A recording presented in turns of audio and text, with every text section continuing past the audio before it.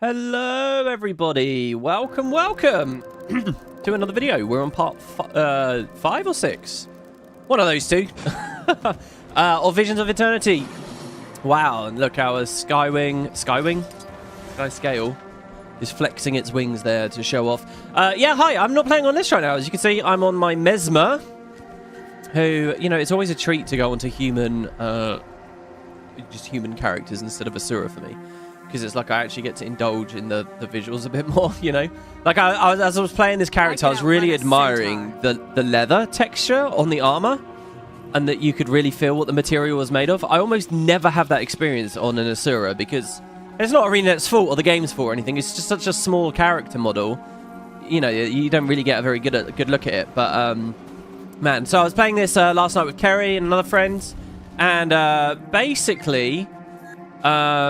got to the bit where you first meet Seb and when you first meet Coda, and you know, you raid their lab, which effectively means that I've replayed through the pub Canuck, just like Club Canuck, and the stuff over here at Whole Garden. I did actually see a ton of new things as I did that, and I got a ton of new achievements as I did that too. So let me cast my mind back. Let me rack my brain. Okay, first of all, I went in one of those tunnels again underwater, and I found a huge sunken ship. It was epic, really massive ship. I didn't explore anything because I thought, shit, I'll come back on stream later. So I saw a big ship, and my understanding is that there's loads of, they all have like special things. So I'm really excited about that, and it does seem like a very cool feature. We've barely, you know, scraped the surface. What else did I do? I found a book back at Whole Garden, which talked about something interesting. I think it was from the mayor. It was a really obvious book too. It might be this, the request from the mayor. The request from the mayor. Let me just reread this. Maybe this was what it was. Rustbane, this rat infestation is out of hand. Do not let those critters get into the food supply, and don't hesitate to exterminate them if they come into Whole Garden. They're obviously infected with some kind of plague. This is the last thing we need if it hasn't been... No, I think we read that. I remember what the book was, though. It talked about the history of the place. And, you know, so you remember we read a book already on screen in which they talked about how some people from Ore came here once, long ago, hundreds of years ago. There were some people from Ore, and the book signed off with a little note saying something to the effect of... I wonder if more people have been on... It makes me think about who's been in our shoes. And so I think it's over here, maybe. And so then this is like a sequel to that. Yeah, here you go. So someone had found that old deteriorated journal in the water and surmised it came from Ore. And look, this is a follow-up. This is Osborne's journal. And it says, after Westergaard found that old journal, everyone's been wanted to carve out some sort of town history for Whole Garden. Is that a typo, or is it because he's a pirate? Anyway, aside from stories told by the folks who have been here longest, the current winner being Granny Bog, she's sitting pretty at 96 years, and we don't know a whole lot. Like, I love this. I really do like this notion of a lost history. They are just a bunch of shipwrecked people that have come together, and the oldest living one is this girl, Granny Bog, from 96 years old. So what does she say about what she remembers? She says that when her grandpap's grandpap arrived, so she's 96, and she's talking not about her granddad, but her granddad's granddad. So we're talking maybe 300 years ago, 400 years ago? Which in the grand scheme is not even that much. It's just a bit before Guild Wars 1, really. I mean, a good bit, but, you know, we're still not back to when the gods walked on Earth or anything like that. And I love that, by the way. And just as a question, hello to everyone in the live chat, people in the YouTube comments and stuff. Do you guys have any stories IRL from your grandparents about their grandparents? I was going through family photos. Well, I've been slowly going through family photos and scanning them and stuff as a bit of a project the past, I don't know, 4 months or so. Just a bit every week. And anyway, I saw a picture of one of my great-grandparents who I'd never seen, and I realized I knew nothing about, like, genuinely nothing. Like, my family knowledge as a human being on planet Earth basically goes to my grandparents. I know fuck all, almost, about their parents. And a generation before that. It was really weird. I was reading this last night, and it was like, you know, I've got my own lost history, really. I don't know any of those people, or any of the stories about what they did, or why they did it. I mean, I know general... See, I think for Americans are much more obsessed with their heritage and where they came from, because they have none, right? Because it's such a young country.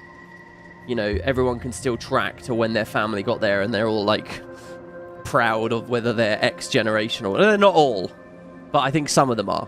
And yeah, I judge that. I judge that, because your only successes are your own, guys. It doesn't matter where you came from or what you did. All that matters is who you are. That's what I genuinely believe. Anyway, so yeah, but I basically have no history going back very far at all. So it's funny for me to hear Granny Bog. She even has a story about her granddad's granddad. I mean, Christ, they're lucky about that, I would say. Especially considering the setting, you know, where it's like these things aren't documented. I mean, we live in a very weird time now. You and I, those watching this video at this very moment, we live in a very, very strange time where things get documented digitally so immaculately and perfectly that it almost is like time doesn't pass in a way. So, like, I listened to an old podcast that got shot in the early 2000s, right? And I can listen to that, and it's like those people are still there speaking to me. The world seems completely unchanged. You can listen for, like, hundreds of hours, and you could just do that on a loop, you know? Like, you hear people get obsessed with a certain audiobook. It helps them go to sleep at night or whatever.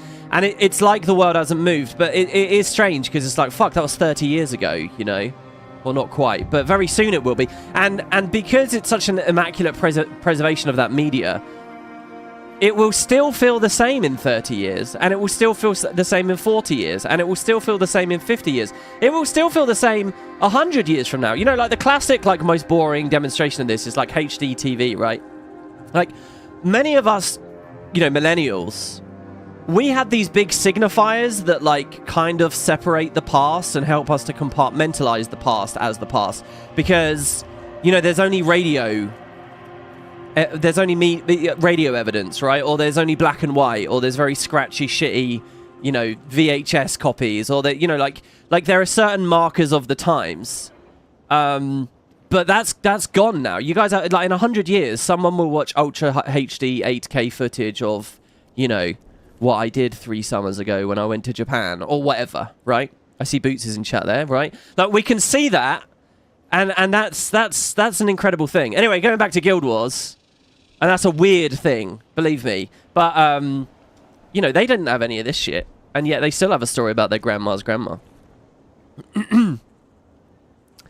So Granny Bog says that when her grandpap's grandpap arrived in Castora, all they could find was a couple of hulls dragged up on shore. Vermin are back again. How? Do you know what? Everyone, do your part. Get those rats, or we're gonna end up starving and sick. Or worse. Do you know what? I'll forgive that interruption, because so far this expansion hasn't interrupted my reading at all. My, like, psychoses about that are completely... I'm chill about that at the moment, because the game's been fine with that. Also, that's an event I kind of want to do, because tagging rats gives you achievement progress. So let's take a break. All that build up, and we're going to stop. And why am I rushing to stop? It's because this event ends quick. Like, players tag the shit out of this event. So if we want to kill 100 rats, we kind of want to hustle on that, I think. So yeah, for my second character, I picked this Mesmer, obviously, and you might be wondering why. Well, because I wanted to play Troubadour. I was really excited about playing Troubadour. I like this thing where when we do a bit of combat, we hear the nice music and stuff. I will say, I'm not entirely sure. I can't quite hear what's going on with the client, but I think when your Troubadour music is playing, it actually fades the bass music down, and that seems ostensibly like a good move and a nice little thing. But actually, I kind of, if that is what's happening, and I don't know for sure, but if that is what's happening, I'm actually not sure that I'm enjoying that, because I want to, as much as I like the Troubadour music, I want to hear the expansion music more than anything else right now. And it's a bit of a shame to have it cutting out, you know. Especially in story instances where it could be... There you go, see the event's over already. So I don't know about that exactly. Should prevent anyone from getting sick too. Good.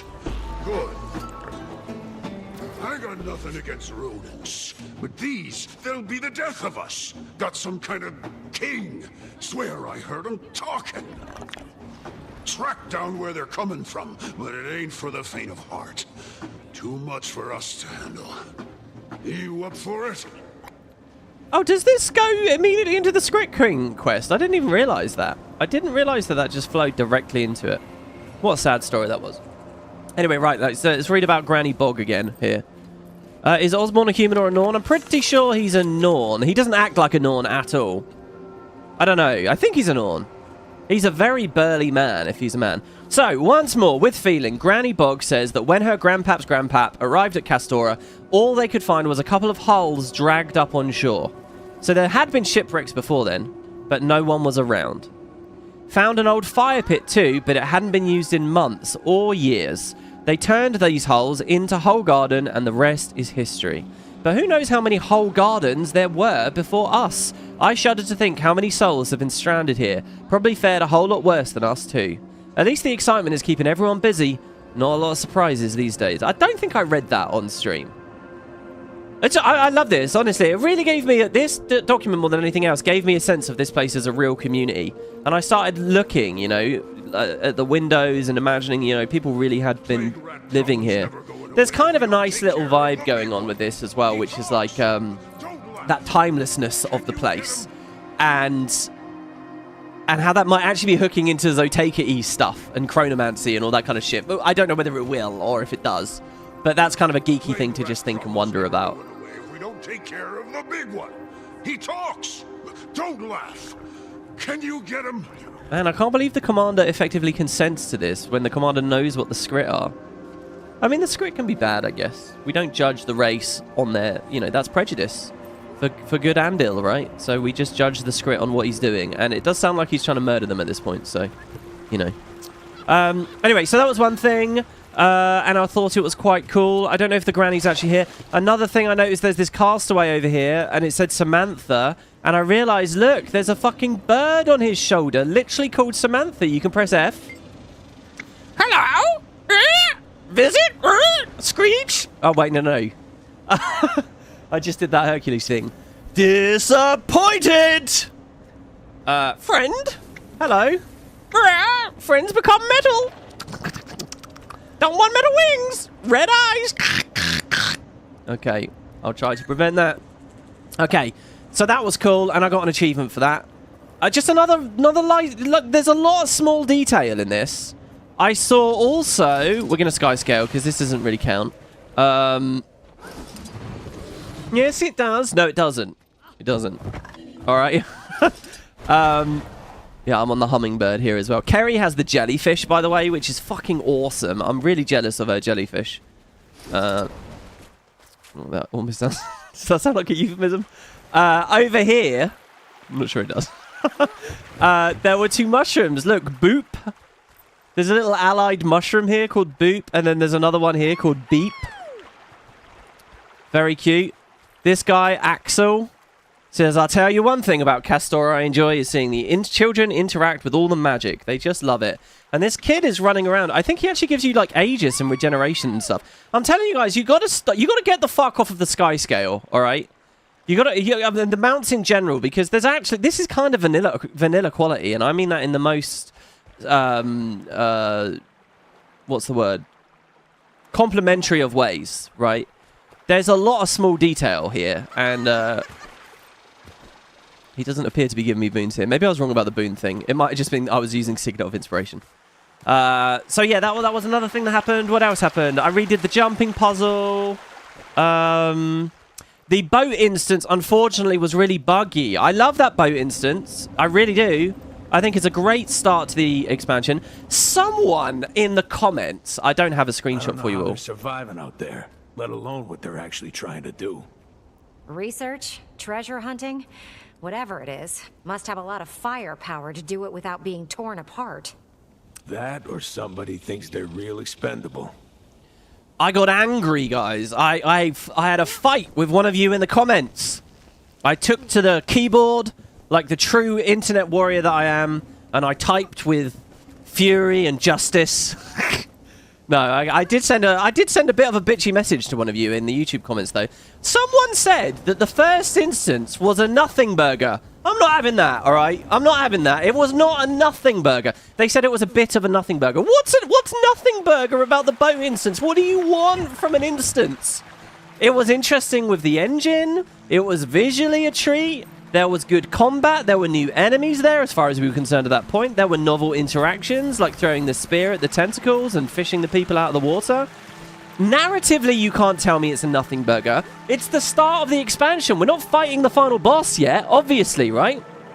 But it wasn't a nothing burger there either, because, you know, narratively, if we just got on the boat and we ended up there, that's a nothing burger. A bit like pressing F on a portal, right? That's a nothing burger. But it wasn't that. There was jeopardy. The ships came under attack. They got lost in the fog. There were time gaps. One of the boats sunk, which drove the story once we got here. I'm sorry, it's not a nothing burger. So yeah, I love that instance. Anyway, to get back to the main point, what was my main point? Oh yeah, it was buggy. I love the instance, but it was buggy. So that was a real shame. Let's type /boo. No, /sad.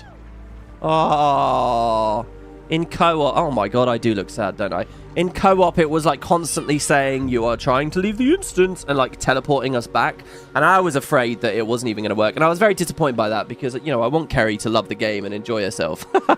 And I liked the instance, and then it was buggy as soon as we played it in co-op. So sad stuff. But aside from that, yeah, it was all right, and it means that I've clocked a lot of hours playing this game now, because even off stream I've been back at it. I think that's all. I'm probably forgetting more things.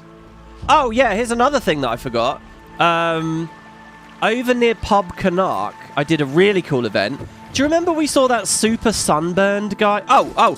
Also, there was the message in the bottle, and we spoke to the girl, and then she told me to go somewhere, and now I can go back, by the way, so I pressed F on a thing for that. But, oh yeah, and I did the hero challenge over here, but now that I was on a mesmer, I couldn't coat my tongue with ice. And it made me realize something. Probably... So someone mentioned that they got to skip a hero challenge because they were a warrior. They got to just kick that chest open or whatever. I'm guessing there's one hero challenge for every class in this expansion where you get to have a fun little skip. And I think that's really cool. Really cool. Wow, a bit Cartman-y there, wasn't I? I think that's really cool and quite sweet. Okay, so over here there was an event with the sunbathing. So there were a bunch of people with suntans. There was someone laying here and someone laying here and people on all of these, but they were like sizzling. It was a hilarious event that actually starts smoking and like burning. Like you hear a tss noise and you'd like have to rub aloe vera onto them to keep them happy. And I did that. And I'm sad that that hasn't appeared on stream because that was very cool. Just, you know, that's the Guild Wars magic, really. The dynamic events giveth and they taketh away. You know, if you want a magical living world where you don't necessarily see everything, you have to accept the fact that sometimes you won't see everything. Just oh one my more god. confirmation of how great I am. And here's the Hunter's Journal. That was the last thing we needed for cultural exchange. I didn't even know that that was a thing. Real quick before I forget, because I've been on the edge of trying to say it the whole time.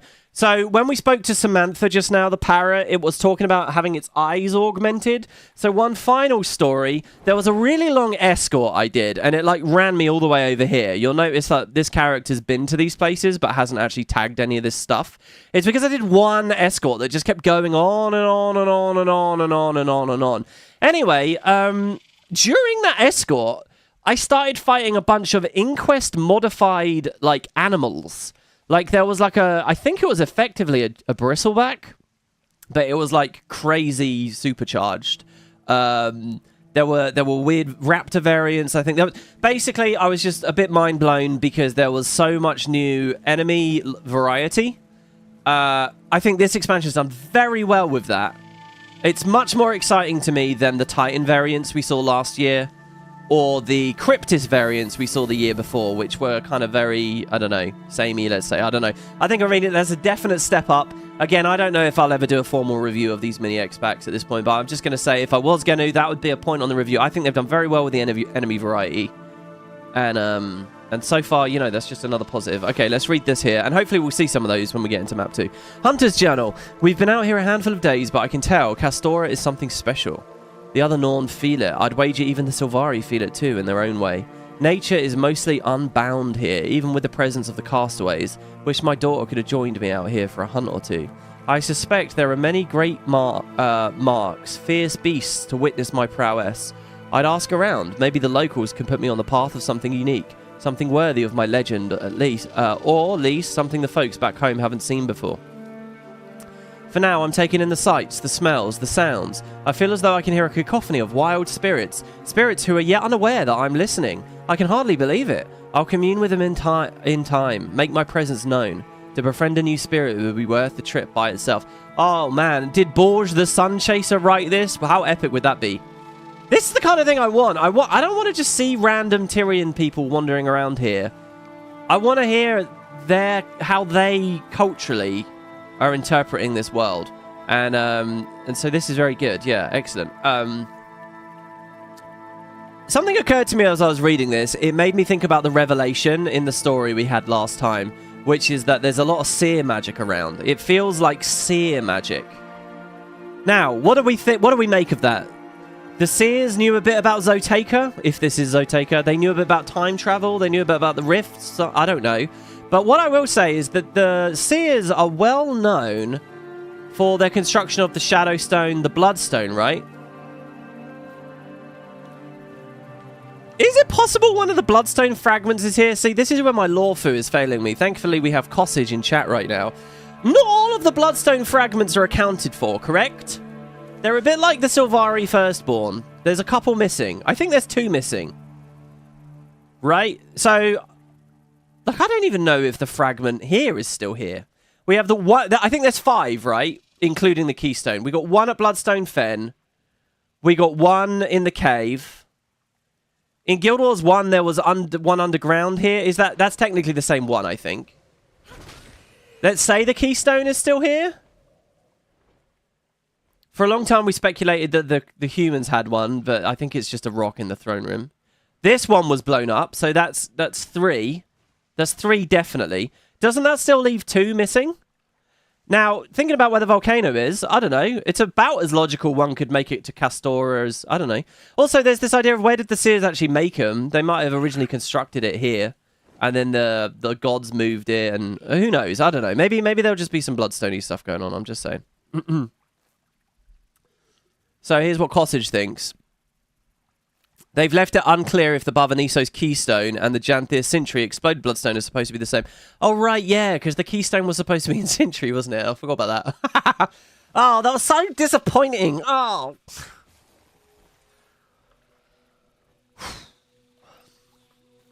All right. So it's possible the 4th Bloodstone is unaccounted for, and we don't know if the Straits of Devastation location is the one that was in the caves. Yeah, I think it's assumedly it is, since it is an underground cavern entrance, right? I made it to a live stream. Is he ending now out of spite? No, you're in luck. You're in luck. It's currently around 8 o'clock, November, early November.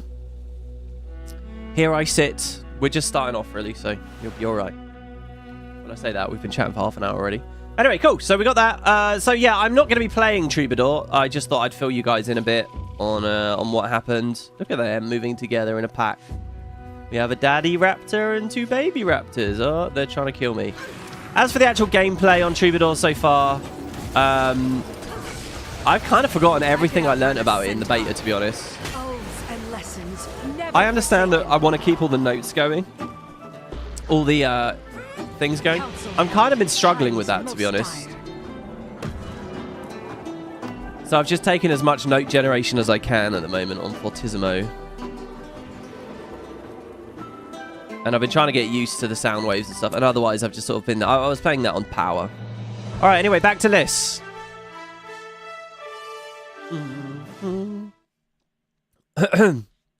I immediately opted to kill a family of raptors for 10k XP. Hey, they were attacking me. They were coming right for me. It was obvious they were attacking me. Yeah, Liz is back at Lion's Arch. That kind of breaks the story a bit, doesn't it? Let's pretend that we're not back at Lion's Arch. It's very foggy here, and the colour's very different. I don't remember old LA looking like this. Is that because it's specifically dawn right now? This reminds me of, like, Let's Play in Guild Wars 1. And I was absolutely sure in the Crystal Desert videos not to leave the desert so that it, you know, we maintained this feeling that we really were stranded. Okay, this is quite cool. So we are starting map 2. I'm going to reread the story journal. Well, not reread, just read. We've never read it. And we're off into the new places to go.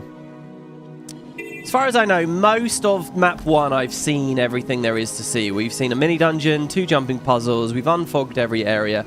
There are a couple of places that are like I can't get to because I think I should be flying on the skimmer first and then we'll return. And I'm fine with that and happy with that. That's a fun experience to me. And then there's the grottos and stuff too. I'm not really sure how we'll find all of those. I don't want to, in these videos, spend ages just looking for needles and haystacks. So maybe we can play that together or something. By the way, I'm on NA today. So North American viewers, you've got a chance actually to play together. I'll throw a squad up if you guys want to join and run around together. The more the merrier, I say. So yeah, and aside from the grottos, I don't really know that there's much else to do. There was that achievement that said go to the highest and the lowest place. I'm guessing one of the lowest places is a grotto, and one of the highest places is, I don't know, actually. Like, I was with Kerry doing the jumping puzzle, and she sort of said, oh, maybe this tree is it. We went over, but it wasn't in the end. So I don't know. Oh, no, I think I said the tree was it, and then she pointed something else further off. And she also noticed, by the way, it's quite cool. When you actually look inland, you can see giant mountains and things off in the distance. They're basically the same mountainscape skybox that we could see from Mount Barrier, but, you know, fun anyway. All right, let me check my mails. Oh, I've accepted so many guild invites. These have just come in. Here we go. Yeah, this guy asked for an invite, but didn't say his region. I don't know how people fuck that up. Honestly, I don't think I ever mention guild invites without also saying, tell me your region. But people just don't do it. I don't know. I mean, there's 2 sentences to follow, and people always fall through the cracks. It's like, communication is so hard, you know. It's so precarious. I don't know how to emphasize it more. Yeah, if you guys are welcome to join the guild, but you have to tell me if you're EU or NA. Anyway, so yeah, I just mailed that guy back and said, hey. So we'll do that in a minute. Anyway, well, not in a minute, when it's over. Visions of Eternity. Now, how far had we already read? So let's just go back to here, I guess. I checked in with my allies on the beach. Isgarin seemed to be dealing with seasickness. And we now know he wasn't really. He's been lying. While a sullen Canarch stewed over the loss of the martingale. Ritlock itched to see some action. Saida was directing traffic, helping both ships' surviving crews recover from the treacherous journey. I started by scouting the area to get the lay of the land. It was beautiful. It was teeming with magic, gravity-defying rocks. Yeah, that's not such a novelty anymore, Arenanet. We've seen that a lot. Luminescent shoals, misty waterfalls, like nothing I've ever seen. As I explored, I observed scores of shipwrecks and ran across some of the supplies that washed ashore from the martingale. The magic in the area felt unlike anything I've experienced, yet there was a familiar tinge to it that I couldn't quite put my finger on. From one lofty peak, I caught a glimpse of what appeared to be local inhabitants. I returned with what salvageable supplies I could to our makeshift camp. Canarch had hoped for more valuables, but Saida put what we had to good use. As I finished doling out the required supplies to the wounded and ailing crew, a castaway by the name of Westergaard approached. Saida attempted to make friends, but Westergaard wasn't having it. She was not exactly welcoming. Hard as nails, that one. Westergaard insisted I go... was she? I don't remember her being particularly tough. I don't like it when they tell me a character's tough when the character hasn't been tough. Alright, earn it. Westergaard insisted I go speak to the mayor of the nearby village. Alone. ... Oh, sorry, time passing, I guess. I introduced myself to Mayor Osborne in the shipwrecked village of Holgarden. He was guarded but willing to exchange information for some much-needed aid around town. He said that in order to really be of use, I'd need a properly trained skimmer and better knowledge of the area. So he sent me to the oddly named Wavehawk Pete to learn more about the local skimmer population and how they've adapted to the Castoran environment. Pete turned out to be extremely enthusiastic about the local skimmer population, a subspecies they call Wavehawks, hence the nickname. I helped Pete tend to the juvenile Wavehawks around Holgarden, learning about their predators, their caring and devoted nature, their diet, their playfulness. By the time I'd finished, I'd earned myself a loyal Wavehawk and even more loyal Wavehawk Pete, who'd already put in a good word with me with the mayor. Despite the fact that Pete was still alive, a joke on the mayor's part I now realise, his word wasn't quite enough. Mayor Osborne insisted I make a few more Holgarders happy before he'd give me any more info on the Inquest's whereabouts. I pitched in around town, helping those castaway survivors in all manner of tasks. Beautiful as this land is, surviving on it is no easy feat. I found the whole gardeners to be a hearty, resilient bunch, if not particularly trusting. And that's natural, right? Because they got the freebooters and the Inquest and stuff to deal with. Once the mayor was satisfied with my work, he pointed me in the direction of a local scrap collector who might have come across some Inquest experiment. The collector, Sparktail, insisted I gather some shipwreck salvage for him in exchange for info. I also managed to run across a bit of Inquest wreckage in the process, confirming that even the Inquest didn't make it to Castora without casualties. So like at the start of the story, we heard there were 4 boats, right? After I returned to Sparktail, he told me the Inquest had been trading with some of the local pirate-like mercenaries that call themselves freebooters. He said that if I could find some of them at the pub, I'd likely get information on the Inquest's whereabouts. So I made my way to the pub, only to find that it had somehow already been purchased by Canuck to recoup my losses from Martingale, he said.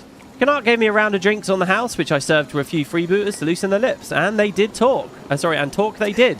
I found out the Inquest were holed up in a cavern to the south, behind a waterfall. Apparently there was some kind of conflict brewing between their leaders, and the cavern was full of golem suits and consoles. I've already formulated a plan to use their intel to my advantage. So I followed the freebooters' leads into a cave in the south of the shipwreck strand. To access the base and gain more intel unnoticed, I stole a power suit and hacked into the control system, setting one of their golems to combat mode. I thought I'd hacked several units, but one malfunctioning golem proved to be enough to draw the attention of the Inquest leadership. Surprisingly, one of the leaders turned out to... That's interesting. This is written slightly different here. My experience playing that instant, it just felt incidental that the Inquest, that Coda and Seb appeared. But here, this is written in the journal as though we'd lured them. At maximum. Surprisingly, one of the leaders turned out to be the overseer Coda. The other I'd never heard of, a principal biomancer named Seb. Seb ordered me to open the animal pen nearby, and releasing a pair of his experimental creatures, 5 and 7, reptiles grafted with golem-like tech. The creatures ripped the malfunctioning golem to shreds. While Seb seemed to enjoy the chance to test out his creatures, Coda was annoyed and wanted to focus on their current mission. Perhaps their distaste for each other could prove useful later, ...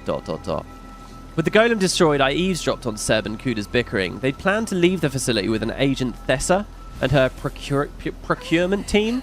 Coda chastised Seb for the delay, but Seb pushed back, mentioning answering solely to the director. As they made their way out of the area, I considered my next move, but suddenly a number of other golems malfunctioned. My hacking had worked after all, just too slowly. Maybe too well, my own golem suit burst into flames, and I was forced to eject and fight my way out of the cavern. I'll have to go after Coda and Seb another time. For now, it's time to find my allies and fill them in on what I've learned. So I returned to Canuck's pub to find Saida, and I filled her in on the Inquest facility in the presence of Overseer Coda and the principal biomancer Seb. I was still unclear as to who was in charge of the Inquest, but we agreed the only way to get more information was to try following their trail through the caverns. After activity calmed down at the facility, I returned and followed the procurement team's circuitous path, lovely word, not quite a tremendous word, but a lovely word, through the cavern system, eventually leading me north into the Twisting Hollows freebooter territory. Outside a private bar called the Wardroom, I overheard a snippet of conversation. Agent Thessa speaking to a freebooter. I wasn't getting past the bouncer into the Wardroom without a password and a disguise. Luckily, I was able to get both off the nearby freebooter and gain access. Inside the room, Thessa was deep in negotiations with a freebooter representative called Seamus the Slick. Likely a self-given nickname, since his negotiation skills didn't seem to warrant it. He seemed mostly interested in acquiring barrels of swill. The Inquest agreed to provide the freebooters with weapons and golems, so long as the freebooters agreed to use them against the Hull Gardeners and keep the Tyrian Inquest busy in the process. Sorry, the Tyrian Alliance busy in the process. The Inquest also provided supplies in exchange for freebooter intel and manpower somewhere inland. I couldn't allow the freebooters to use those weapons and golems. They were too dangerous, and they tie up even more of our forces protecting Hull Garden. Before following the Inquest trail north, I made my way back into the Inquest territory. I tracked down a set of codes that allow me to turn off the golems and shut them down. After sabotaging what supplies, weapons, and golems I could, Saida checked in over comms. With the immediate threat to Hull Garden dealt with, I let her know I was ready to continue tracking the Inquest north. Okay, and this is where we got to, the last part. Jesus Christ, this Corsair has been crying her eyes out this whole time. Let me go over here. Out of sight, out of mind, guys. Just remember that. That's how we all live to a certain extent, right? Truths unearthed. There was Too much foot traffic in northern Twisting Hollows to continue following the Inquest's footprints. I needed a new strategy, so I put my Skimmer's aether-location skill to work. My Skimmer picked up an Inquest tech frequency, and we followed it north, out of the cavern system and onto the sandy shoals of the Strand. Strangely, we first discovered a buried communique left for Coda by one of our underlings, detailing Seb's obsession with inland artifacts and an experiment in which he intended to use some of them. And we think right now this is Void related, because we've seen Void in the name of some Inquest. Kerry noticed as well, by the way, they're like, some of them have amalgam in their name, which could just be the elite specialization, right? And actually, that makes sense to me. You know Subject Alpha and Subject Beta, who was a party to the Coda stuff in Sandswept Isles? They're oozes! Will we get a Subject, what is it, Theta? Does it go Alpha, Beta, Theta, Theta? I don't know. We might see that. Maybe Amalgam does have a bit of a connection to this story. I don't know. We haven't seen the other 8 beginnings to the game, right? Anyway, in the message, it's clear that Coda detests Seb and would be happy to see him dead. She mentioned she was on her way to observe Seb perform some kind of experiment involving a seneschal, which he seemed to begrudgingly respect and possibly even fear. Following the frequencies, the Skimmer then uncovered a hastily written communication to Coda, this one mentioning this director again, whose name seems to be Vlox. What?!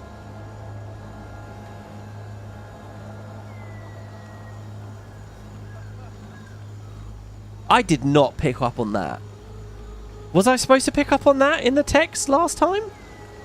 That the director's name is Vlox? I mean, we obviously talked about Vlox, the Vlox and excavations and stuff. You know what's suddenly really exciting, guys? What if it's the same guy the whole time? I mean, it's a bit Ashu, Raiko, Celestial Ministry-ish, isn't it? But this setting's no stranger to long-lived characters. Wouldn't it be interesting if Vlox has always been the Inquest leader? He ported his consciousness into a machine or whatever, and now he's just always been there. It's always been Vlox. That lowers the odd that this expansion will deal with, what was it, Mort? That lowers the odds that Mort is going to be a thing. Do you know what? If I had thought about Mort before launch, that actually would have been a pretty good lore video. Like a Guild Wars Mysteries type video, Mort. And then we all would have been disappointed together when Mort was not a thing in the story. Yeah. I didn't pick that up. In fact, I don't even think I really understood that that message was now to Coda rather than from her. I always get confused with that in this game. There's so much reading of documents that...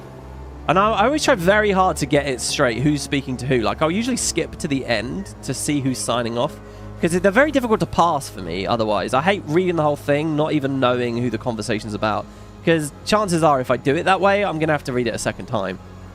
Anyway... I think as a writer, it's quite challenging to write those things in such a way that it makes immediate sense who's talking without having the sign-off first. And quite often, you know, you can write it where the sign-off is the twist. But I just assume that Arenanet never do that at this point. And I always skip ahead. Anyway, so let's read that again. Following the frequencies, the Skimmer uncovered a hastily written communication to Coda, this one mentioning the director, whose name seems to be Vlox. The note suggested that Vlox is hard to read, but that he might be losing patience with Seb. Did it say all of this? It also mentioned Vlox's speculation that whatever these seneschals are, they might be unnaturally territorial. Look, if Vlox is the Inquest leader, and Vlox is thinking about the seneschals being territorial, then it is something magical and about the history of the island that has made them defend places. It's not the Inquest that is making them defend places. Though, to a certain extent, they seem to have figured that out, didn't they? Because they baited us into a trap in a second. Anyway, the Skimmer again followed the frequency, turning inland to an area where it seemed to sense a large presence ahead. Something to do with Seb's experiment, no doubt. Unsure what to expect, I called Saida and asked her to bring backup.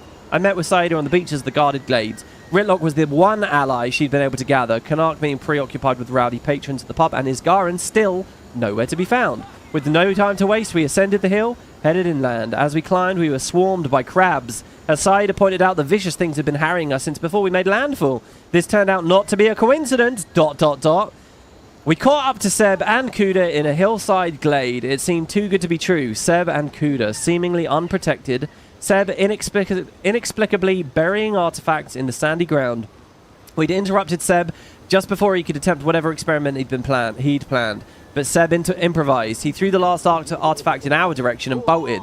Before we could pursue him, a gigantic, crab-like creature emerged from beneath the ground, snapping its massive claws at us and Coda. Oh, really? He effectively attacked her too in that moment? Coda quickly made an escape, leaving us to deal with the creature that had been hinted at in the communications. Kayla, the Seneschal of Waves. So someone mentioned, was it a YouTube comment or a Discord message or a Blue Sky tweet? I can't remember. Somewhere someone mentioned that this happened on the boat as well. Just before the martingale sunk, we were attacked by crabs. It's not a coincidence. So I guess it did get sunk by one of these Seneschal things. Shackled in magical chains, Kayla struck relentlessly. Saida realized that the Seneschal was not fully in control of herself. She'd fiercely defended the artifact thrown by Seb. See, so these crabs are defending the magical artifacts, basically, and therefore the island too. Thinking quickly, we unearthed the artifacts that Seb buried in the glade in an attempt to give them to Kayla and calm her down, rather than fighting her to the death. Saida's idea seemed to work, so we kept at it. I wonder if this thing will be our ally at the end, you know? Eventually, we gathered enough of the artifacts to soothe the Seneschal. With Kayla subdued, we gathered ourselves and tried to piece together the clues and intel we'd discovered about the Inquest mission. The artifacts Seb had buried included old books, ancient tablets, a shard. What? I don't remember us interacting with all of those things. And that's when it clicked. The shard was a piece of a shadow stone. The subtle hint of familiar magic I'd felt when we first landed, that was seer magic. And Isgaran, the one person who would likely know more, was conspicuously missing. Oh, God. Okay. So what is a bloodstone? What is a shadow stone? The bloodstones are basically giant batteries or storage devices. You just pump a bunch of magic into them and they hold magic. And the Elder Dragons can't get to them. That's what a bloodstone is. A shadow stone, isn't it like the pump? It's the thing that you use to put the magic in. Is that right? It's like, aren't they like magical siphons? Is that right? They're what pull and move magic around, I think. I think. I don't know. Maybe chat can fill me in on that. After a fruitless attempt to contact Isgaran over comms, we decided to follow the lead. And there's something about... isn't the World Spire a giant shadow stone as well? Isn't that right? Or something like that? After a fruitless attempt to contact Isgaran over comms, we decided to just follow the lead of Seb's artifacts further inland. Saida and Ritlock went ahead to help establish a camp. Where was Isgaran? He'd been acting strangely since the moment we set foot on the island. An island his people were somehow familiar with. Now when we needed him, he disappeared. And what about this director Vlox? Was he actually leading the inquest on Castora? There was no shortage of questions. It was time to hack our way inland to find more answers. Okay, I'll tell you what I think is missing from Guild Wars 2 stories, and this expansion included. And when I talk about I wish the stories were longer and more bulked out, rereading this section of the journal, right? This section in particular. I'm not talking about 2, 3, or 1, but this section in particular. You get a really strong sense of like a lot of gossip and conversations and basically yapping between the cast about Isgaran, right?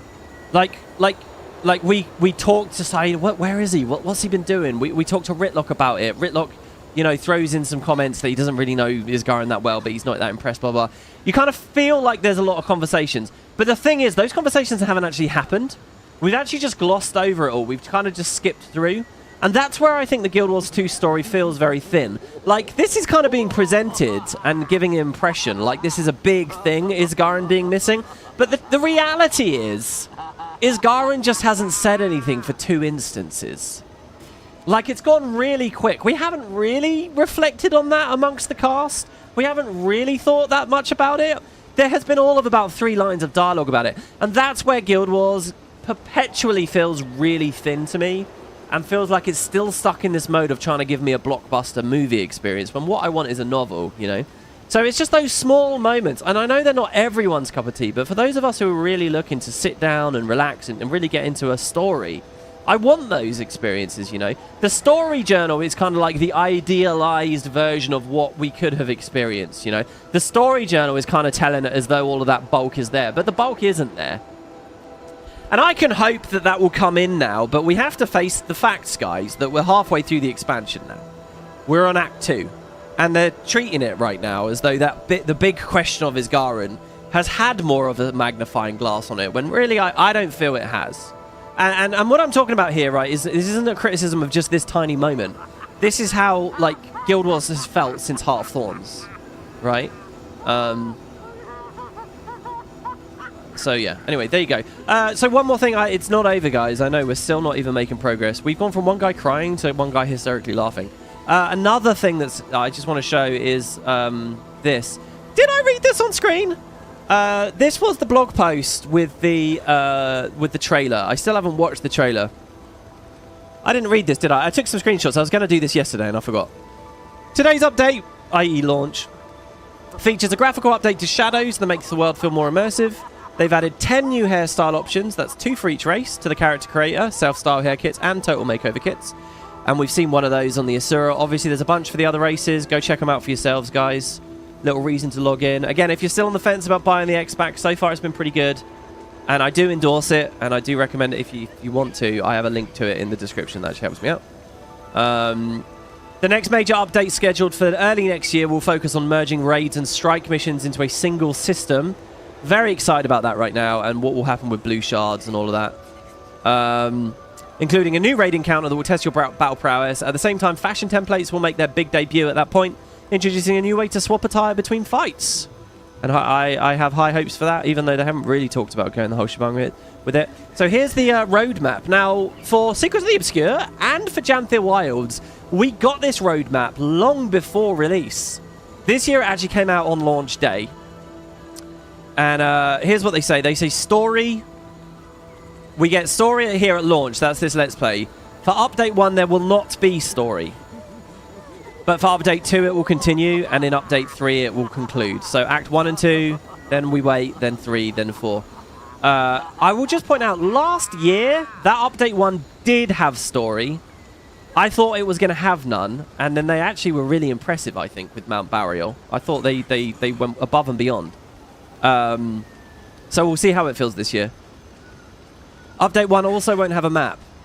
But then we get a third and a fourth. So there you go. There's confirmation. There will be 4 maps throughout the whole expansion. I was reflecting on this while playing with Kerry last night. I have to say, guys, looking back, I was not impressed with Janthir Wilds post-release maps. I mean, they were okay. But, you know, there was an excellent concept to Bavanisos, don't get me wrong. But I wasn't very impressed with that, and I have to say that's kind of hindered my enthusiasm this year. Yeah, we're going to get 2 more maps, but if they're going to be like Mistburn Barrens-esque things, where it's just like there's one heart and that's about it, or it's clearly one thing split in 2, I don't know.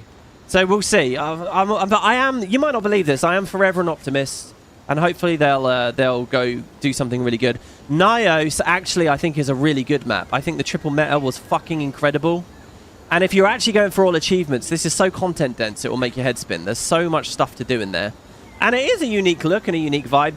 The storytelling wasn't the best, but the map itself and the art assets and everything. So I think we had a really strong year with Secrets of the Obscure and a really poor year last year. So now, who knows? Who knows what to make of these next 2. What else have we got? Instance encounters. So we're going to get a new raid encounter with a CM immediately. No wait for the CM. There might be like a 1-week wait. I don't know. For Update 1. And then another one with Update 3. Update 3 is looking juicy, guys. It comes with a raid and a map and the story conclusion. Look at that. And an LM at the same time. And a new fractal. What the fuck? Update 3 is bonkers. And I think that's smart as well to backload it. It keeps people invested in the game throughout the whole year. Assuming you're a player that's into those formats. Speaking of which, you know, looking at LFG lately, I would say quite a few of you are, which is good. Mind you, raiding LFG is still dead as fuck and sucks, but some of the other sections are growing. Maybe that'll be better when strikes get merged into raids, and hopefully they get rid of the training category as well and bulk everyone together. Features. We get the homestead, which, by the way, we still haven't seen. At this point in Janthir Wilds last year, we had already got the homestead. It was one of the early things you did in the first map. So far, not the case for us here. I don't know if it's a completely optional thing or what. I'd just like to say as well, on that note, I want to talk about the Isna Isles and the Mittani Keys. So this expansion, right, is giving me what I want, all right? Basically, WoodenPotatoes has been sitting there bitching for a year. For years. I want to go to the Isna Isles. I want an island vacation. I want nice sunny beaches. I want events about people sun tanning and crabs, and I want a happy vacation expansion, and I want it to be here. That's what WoodenPotatoes has been saying. And here's what's happened. Arenanet have said, okay, we hear you. We're going to give you exactly that, all right? Except it's not over here. Are you happy? Can you shut the fuck up now? Look, we have nice new water physics and the nice crisp, tranquil waters with lovely wave effects and stuff. It's everything you could want, WP. It's just not over here. Get over it, all right? Get over this. So, the ball is in my hands. It's been passed back to me. How do I feel? Am I over it? No, I'm not over it. I'm not over it. I want to go to the Isna Isles. I want to go back here. Ah. So here's my compromise, all right? I mentioned with Mount Barrier, I mentioned with Janthir Wilds last year, we got a homestead and it was all right in the tundra over here or whatever it is, right? I believe in selling other homesteads in the gem store. I really do.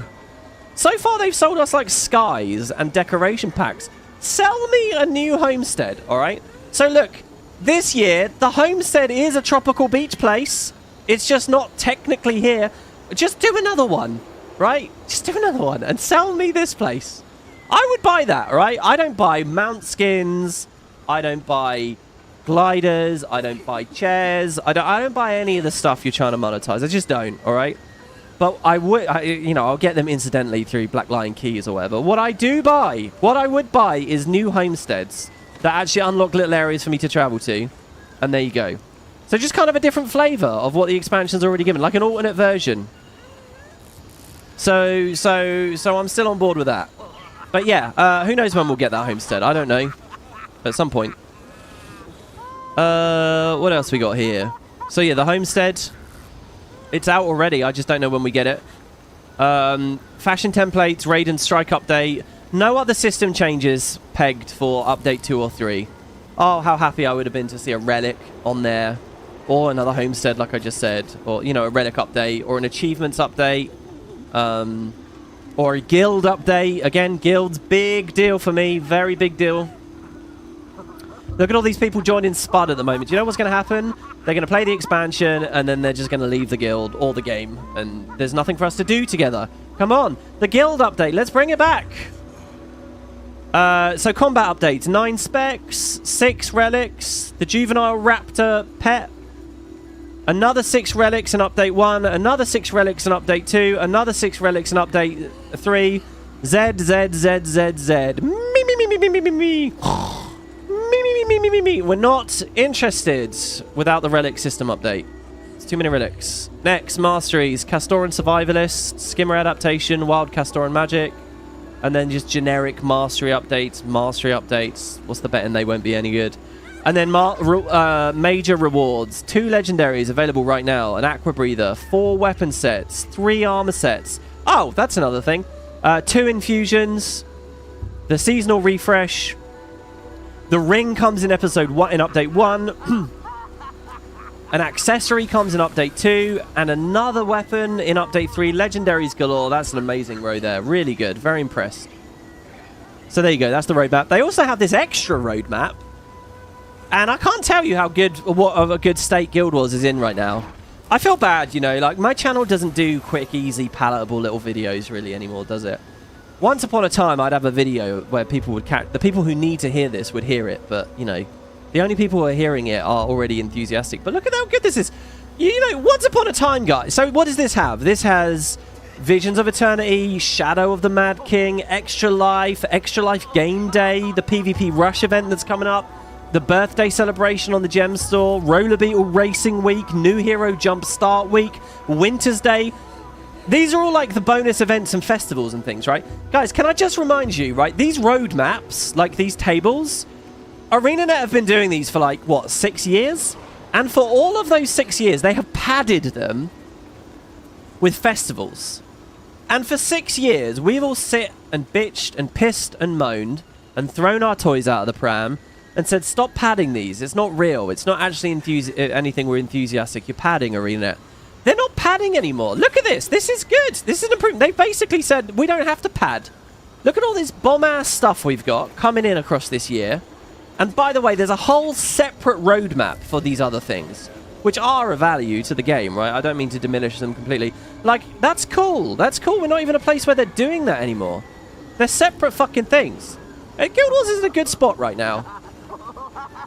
And then, well, I had 2 comments. Orakio said, Guild Wars 2 is in a tremendous spot.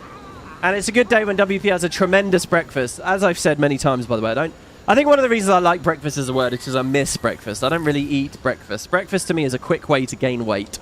So, breakfast is the most skippable meal of the day. And then here, Nick last name, I just had to highlight this. Not that there's not been a bunch of really cool comments, because there have been. But Nick says, so we were talking about active LFG. He says, hey WP, I don't know if you've been following it, and I know it's only the Steam numbers, so the raw number doesn't tell us much, since most people aren't on Steam. But Guild Wars 2's been hitting higher and higher all-time peaks on Steam several times over the past 4 months. It hit just under 11,000 concurrent players on Steam alone yesterday. That was Sunday. That's not even release day, which is an over 50% increase from the Janthir Wilds launch last year. And it's also quite a bit higher than the Steam launch even. The average player count has also gone significantly up. The averages since July are around 65% higher than what the averages have been for the last 3 years. Again, it's only one of the platforms, and we don't know the share of the player base that Steam has, but the large increase definitely seems like a good sign for the health of the game. I mean, that's awesome. And I believe it, right? Here's why I think the players are going up. Because we're actually getting consistent content that people can rely on, they can trust. People aren't hysterical and losing interest. You either made your bed and decided, okay, mini X-Backs are good enough or not, right?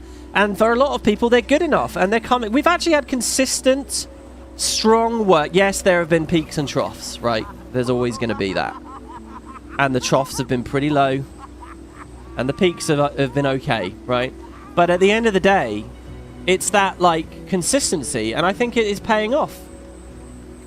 You could say, oh, it's just that Steam's growing. I don't give a fuck. If you could say that's artificial or whatever. No, who cares, right? The fact is we're on Steam, and Guild Wars has a presence on Steam, and it's building.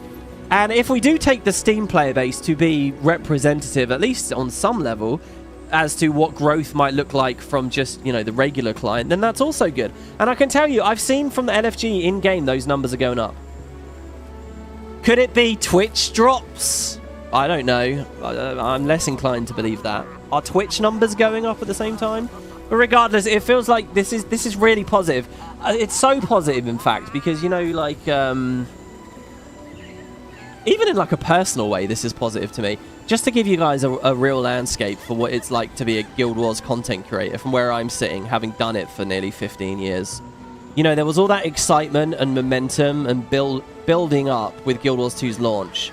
And then it all just tanked, right? And then we had excitement before the major X-Backs. Like, before Heart of Thorns, before POF in particular, and a bit before End of Dragons. But generally, it's always been a kind of a miserable experience, really, where you get the sense that the game is shrinking. That maybe it's because MMOs are dying or whatever, like, because of the decisions they make. It's always just kind of felt like there's that, oh, we're shrinking. Oh, fuck, a third of the studio just got let go. Oh, fuck, they're changing plans again. Oh, fuck, people aren't playing it. Oh, they're clearly not earning money. You know, like it's just a downward slide. And, you know, like, where it gets personal for me is it's like, okay, look, you're choosing to be a content creator. You know, you're tethering yourself to what feels like a very steadily, slowly sinking ship. That's what Guild Wars, to be perfectly honest, that's what Guild Wars has always felt like. Of the vast majority of the time. But now, you come at me with a comment like this, I look at LFG and game, that's a reversal of the trend. For the first time, do you know how heartening that is? How powerful that is? Now it's like, okay, maybe I will be gung-ho about covering Guild Wars 2 as a game and as a scene, because look, the scene is growing. Everyone wants to feel like the scene is growing. MMOs aren't dying, you know? Like, they figured this shit out. So this is really good. Next year, another all-time peak for the next mini-X pack. It's on the table. It could be a thing. We just need, whatever their Guild Wars 3 plans are, to not throw a fucking wrench into everything. And we need them to stay the course. And hopefully they've got a good work-life balance and all that stuff, right? Like... So yeah, anyway, there you go. This was obviously a huge sort of state of the game, really, kind of conversation. So there you go. That's all of it. One other thing, though. So, we read on the roadmap that there were new skins. I did want to point out, Kerry spotted this. Let's go back here. And again, if I play on as a human, it suddenly looks so much better. The marketing everyone complains about appears to be working. Yeah, I don't know, really, what part of it is that is causing an increased player count. But I'll tell you, aside from the mega servers being a bit shit, like, and putting people, or the design of the map so you can't really see people, it's just mounts, really, to be honest. Like the maps feel dead sometimes, but it's got nothing to do with player population there. It has to do with how big the maps are, how low the player cap is, how fast people can move, where the content actually is, chill out. But, oh my god, I just gave myself a hiccup. Drinking a fizzy drink. But in terms of LFG and stuff, it feels more populated, it does. Truly want to help this town, or else you gotta think something's working. I'm interested to hear. Drop your YouTube comments. Good work. Drop your YouTube comments. You know, I want to hear your theories on where the success is coming from. You know, my gut is it's consistency. And I started saying it right when Janthir Wild started, and I'm still feeling it right now. You know, maybe each mini X-Pack feels a bit less meaty, but over the full 3 years, Guild Wars has had a shit ton of stuff going on. They seem agitated.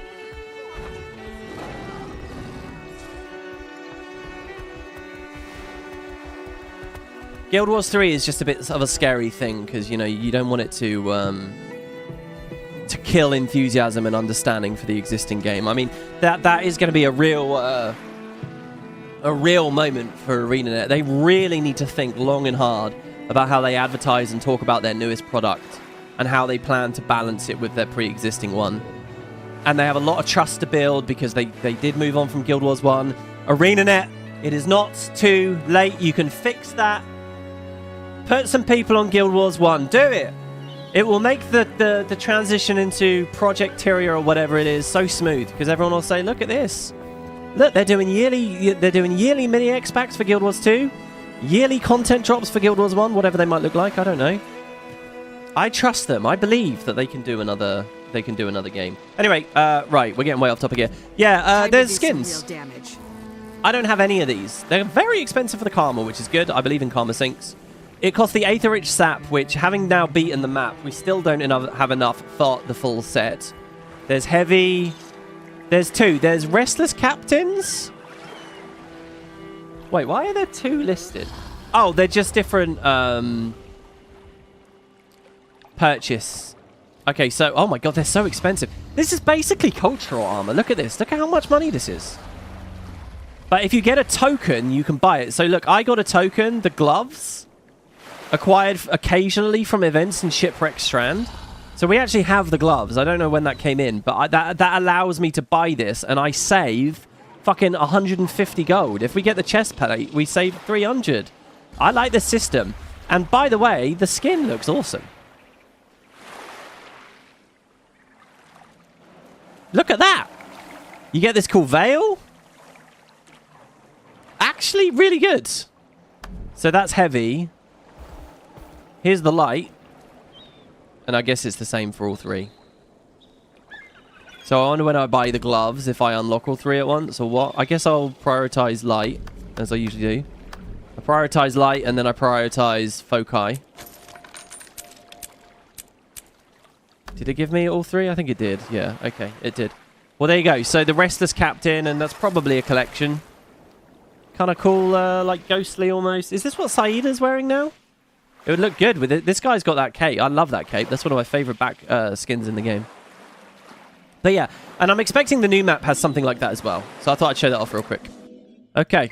So yeah, good, meaningful rewards. Lots to play the game. Back to lists. All right, finally we're ready.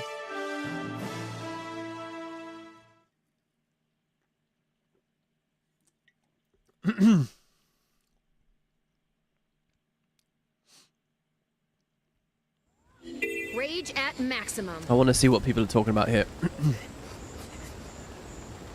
Guild Wars 2 is currently NCSoft's most profitable game in the West, so it wouldn't make much sense for them to kill it. No, I've never believed they've even been remotely close to killing the game. I mean, people love to get hysterical about that. You'll never catch me saying that. Even when they lost a third of the studio, I didn't think they were going to kill the game. I mean, you just wouldn't do that. The shift described in the blog gives us a longer dev cycle for QR1 and QR3 story and open world content, since we're not having to deal with overlapping dev times. We're aiming for a modest scope increase for QR2 and 3 releases versus expansion 4 and 5 story releases, but the main benefit is having more time for iteration and polish. Wait, where's that quote from? I remember them talking about the small scope increase a while ago. Is that the same thing? Or is that a recent quote? Colin has expressed in the past that they would have liked to keep Guild Wars 1 running alongside Guild Wars 2. Well, look, we have to be careful about what we talk about here, okay? Because there's Guild Wars 1 and the decision to move to Guild Wars 2. And then there's many, many, many, many years for them to reflect on that decision. And then there's the Colin quote. And now there's many years again, right? So, you know, like... Look, I think it's very rational and very reasonable for Colin to say that. I think it's rational and reasonable for anyone to say, damn, we could have stayed with Guild Wars 1. You gotta remember, like, the Guild Wars, they made Guild Wars 2 to solve all of Guild Wars 1's problems, and in doing so, they basically made a game of a different genre. And having the hindsight to identify that in the madness of making the sequel, and then also to say, oh yeah, let's keep a bunch of resources on Guild Wars 1, like, that's crazy, right? Like, they would have been crunched to fuck, they would have wanted to focus as making Guild Wars 2 as good as it can. And there was definitely a vibe at the original creation of the sequel. There was a vibe of, we're doing something new and bigger and better. We're making these changes because we believe they'll make a better game. Why coddle the old one, right? There would have been that mindset, and that would have been rational and reasonable at that time. It's only with hindsight you can see, actually, hold on, there's a very different flow to Guild Wars 1 that's very enjoyable, and it's not a market anyone else is tapping, and we could have kept it. So, you know, it is what it is, I would say. But, you know, now, I'd say, look, fucking if Guild Wars 2's on the up and up, come on. Get a live team going for Guild Wars 1. Just chain, like, 10 people to a desk in a corner. That's all you gotta do. Come on, just put them in the basement. Just, you know, have you guys ever seen The Wire, right? You know, in The Wire, where they get the team together and they put them in that shitty hole in the floor and it's horrible and they've got absolutely no result. Do that, all right? Do that for a Guild Wars 1 team. I'd go down there. Yes, I'm on US today, and people have had the incredible opportunity so far of sitting and standing and staring at lists while we do nothing for, let's see now, 1 hour, 11 minutes.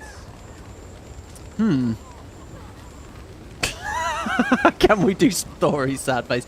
Sorry, yeah, look, okay, let's play the game. I was admiring, by the way, as we were talking, how pretty this looks. Look at this. This is like some opening Heart of Thorns shit. Look at these tall trees. Look all the way up there. Look at the big waterfall. So there's Corsairs and Priory researchers. Just how many people were on this boat? All right, hello. Are we going to reflect on the fact Isgaran's being weird? We're still getting everything put together here, Commander. Haven't had much time yet. I'd say we're well within acceptable parameters. Bigger problem is going to be managing all of our friends. Not sure everyone has the same reasons for being here. There are definitely some tensions, but nothing we can't smooth over. Well, nothing you can't smooth over, Commander. You may have gotten out of this one, but this'll be every day for you on the Captain's Council. Why do you think I came along? Is now a good time to get into Guild Wars 2? I would say so, yes, especially in light of what I've seen from in-game activity and what we've seen on the Steam charts, at least. Lunarian says, cool Fox Mini. Would you believe that's not a mini? That's a full... Alright. I want to say to you it's a full-blown pet. Ellies have pets now. Unfortunately, it's not quite as good as that because you can't name it and stuff. And that's one of my disappointments of Evoker, but it's a part of my build. It's actually a part of my character. And we're playing with the Toad, actually, for now. My mini is hidden, I guess, right now? Due to rising population. No, it's just toggled off for some reason. I was thinking, by the way, do you guys have more mini suggestions for me? Why is this guy constantly laughing? Who is it? It sounds like an Asura or something. Oh, it's this guy. Yeah, it is an Asura. So these guys are just joshing around, are they? Oh, a letter to Cantha. We are in a heart area right now. You can visit your new homestead, by the way. If you go to your current one and then talk to the NPC, you can go to it right away. Ah! Oh, no! Kill it with fire! Really? There's not like a story moment about it. What? It's not like an actual moment where I unlock a place to live in Castora. Please tell me that's just skip and a little incongruence with the system. They didn't just dump it in there hidden behind a fringe NPC and a random line of dialogue. Oh. I peeked at the floppy fish. Yeah, my Mesmer's using the floppy fish. Zoologist letter. This letter is made to appear as though it's a collection of observations about the local wildlife, but it actually contains a different missive hidden within. While my survey of the island is ongoing, I'm confident already in the assessment that control over it would be economically and strategically worthwhile. Didn't we already read something about this? Someone from Cantha, Tengu or something was looking to, like, colonially take over it. There's an unexpected population present, but they occupy a very small portion of the available land. Even if we were to cede them that portion entirely, it would have no meaningful impact on the viability of the product. You know what this thing's about? It makes me think about... Over the summer, I was watching a bunch... I mentioned this in some recent videos. I was watching a bunch of Louis Theroux documentaries. Anyway, he did a documentary, a couple actually, I think, about the Boer people in South Africa. And like, that whole situation, I had no idea about. Like, none at all. And I went onto Wiki, and I was reading basically about, you know, colonial times in South Africa and how the different countries took over different areas of it and then got driven out, either by natives or other countries, and how, like, the whole place evolved and progressed. And it's fascinating. Like, anyway, that's kind of what this is making me think about here, you know. It would, however, be a substantial undertaking due to the remaining defences and the difficult landscape. It's unclear when sufficient transportation to make this possible will be achieved, but it seems likely to happen eventually. Overall, I would say the project is viable and the rewards exceedingly worthwhile. There's more potential here than anywhere else remaining interior. Even or... This is from M. Did we read a note from M before? However, if an attempt is to be made, I would strongly encourage the Ministry to move quickly, because we are not the only ones who have taken an interest. I won't speculate on the viability of political manoeuvring to lay claim on it. I'm certain the Ministry of Law could find cause to claim ownership of the sun and stars if they so chose. But more aggressive approaches should be considered as well. Someone will wind up in control of Castora by the end of this, and we'd best make sure that it's us. Oh, I'm liking it.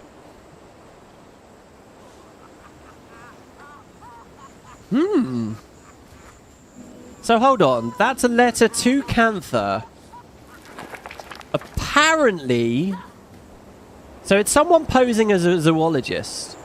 Apparently they're looking into the wildlife, but they're looking into something much more... I swear that letter written by a Tengu was another part of that same story. King Leopold was a hoot. Belgium did some Asura type stuff over there. Alright, what do we got? This guy's injured. This is someone called Colonel Ref. Wayfinder, good. They respect you, at least. Your presence should prove helpful. Having trouble balancing all the factions here, Colonel? To put it mildly, they're all focused on their own objectives, but we have higher priorities to handle first. For starters, this camp is hardly what I'd call secure. What if the Inquest were to attack? We also just need more intel about our surroundings and potential dangers. We know next to nothing about this place. I'll see if I can take care of a few of those problems for you. Just try to keep them away from each other's throats. Oh, okay. So people are pointing out the homestead thing. VOE owners don't get homesteads, so they wouldn't do it. So there'd be no point in doing the story. Okay, so yeah, I get it, right? Having a homestead is a feature of Janthea Wild specifically. It is not a feature of this expansion, even though this expansion gives you one. So by owning both, you you cross-pollinate. And we did read and we did talk about this. And my take on that is that it's good to do that. Economically, I think Arenanet should do stuff like that. You know, if someone picks up VOE because they like it, and then they hear, oh, you can get a whole home if you buy Janthea Wilds as well, then yeah, encourage them to spend more money. I think the word predatory and shit gets thrown around way too much in terms of studios just trying to recoup some fucking profit. And I'm fine with that. I really have absolutely no problem. And Arenanet set a precedent with certain other features getting cross-pollinated before too. So, but does all of that preclude we don't get any story? It's completely unceremonial? I don't think that's fair. I mean, Christ, if people are paying for the privilege, give me a few lines of dialogue. Put it in there somewhere. Even as just a side objective, you know? So I do remain disappointed about that. I think that's a bit of a shame. So yeah, it's almost like a hidden feature, isn't it? Really, then now it's I don't like that. You know what? You know what? And if they're gonna do it that way, honestly, they should have just sold it separately on the gem store. Don't bundle it into VOE. Fuck it. It's not worth the bullet point for the marketing. It's not. Sell it separately. Bring that extra 800 gems out of people, or 1,200, or whatever you'd sell it for. Probably 800 is too cheap for an entire map, right? I mean, Christ, we live in a world where they were selling lobbies.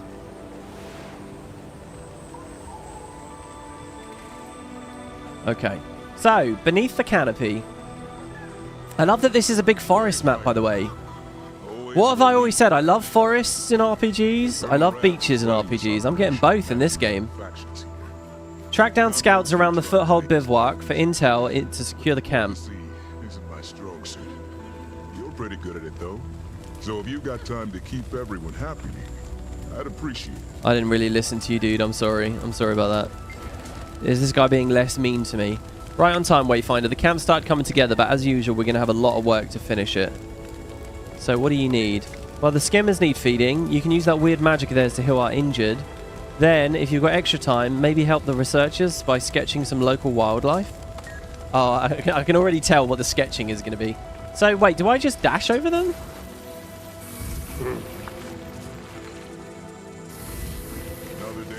This is a bit awkward that they want me... Like, what? I have to assume there's another mechanism. Can I just bring them a first aid kit? It's really weird that they want me to dash over people that are like nestled into tiny little tents and things. Like, there's someone in this tent. Is this really what you want me to do? I can't even fit in there. Do we do it against the back wall?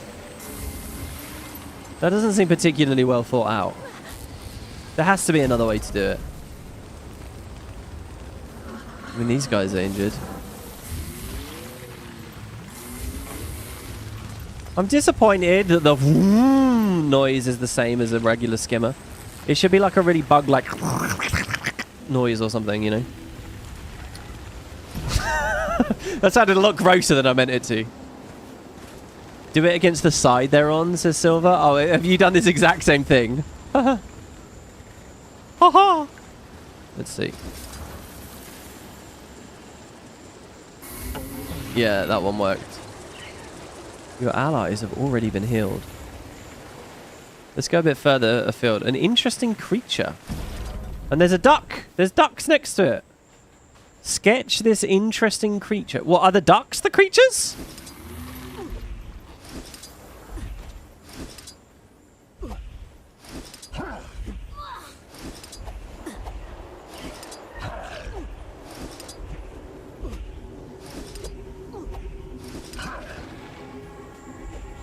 I guess they are. Never leave a wrong to ripen into evil. Dude, yes. More NPCs on Mount. Yes, please. I've never done enough of this. This stuff's so cool. I'm loving the tall grasses and stuff. There's so much life here. We need to catalog it quickly before anything happens. The ambient sounds are good.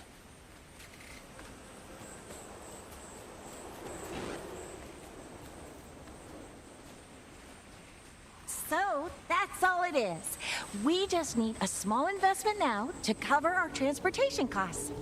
Then, once we get back to the mainland, we can pay you back triple what you gave us. All our gold's tied up, you see? And it'd be a shame for you This to miss out does on not this seem legit. rare business opportunity. And you promise to repay triple my investment when I return to the mainland? Of course! You have our word. And we've got our reputations to think about too, you know. I mean, if we were to deceive you, Wonderful. why, That should we'd slow never the be able to inquest do down business like this considerably. again. Well, thank you for letting me in on this The opportunity. Weavehawks may know of cave systems in the area, so pay attention Oh. to any you might see. First, map-wide dialogue interruption. Second, it interrupted itself. Oh, and it's laughing now. Don't be taken for a fool, naive little Silvari. Don't be taken for a fool. By the way, in chat, someone just mentioned Baltec. Yeah, I haven't even talked about Baltec. But look, if this is Zotaker, if there is time travel-y or timey-wimey stuff here, Baltec, of course, should be something I would like to or want to see. Do you know what? I'd like to just talk to Razza about Baltec. Because I feel like they're sort of similar feeling... Well, no, not really. Not really.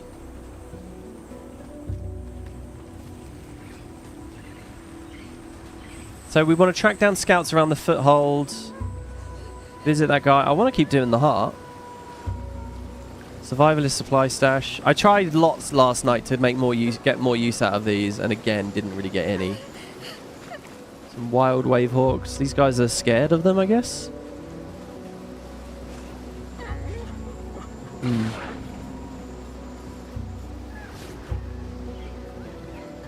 I mean, how big is... On your last outing, by chance did you notice any rings naturally occurring in the environment? I did, actually. One made of mushrooms. You'll have to let Katra know. She's studying the creatures that watch over them. Oh, yeah, that's another thing that's going on. Like, up here, this thing, the Laystone Promontory, there's all rocks with, like, blue rings on them. There's, like, a thing of rings going on. I don't know what that is. Seer magic, I guess? So I wonder what they're actually going for with the story here. Is this where the Seers originally came from? Where the bulk of their civilization was during the thousands of years Masart War? Or is it a place that the Seers retreated to after they lost the war and maybe there are some hangers-on, just as we speculate there are hangers-on of the Masart elsewhere, i.e. the Mists for them? You know, is this a Seer equivalent of Nyos, if you will? Or something else? You know, is this where they built the Bloodstones? Again, I'm still a big lover of the theories that it was self-sacrifice for the entire race to create the Bloodstones. I think that's a really, really awesome idea. And I still want to believe in it.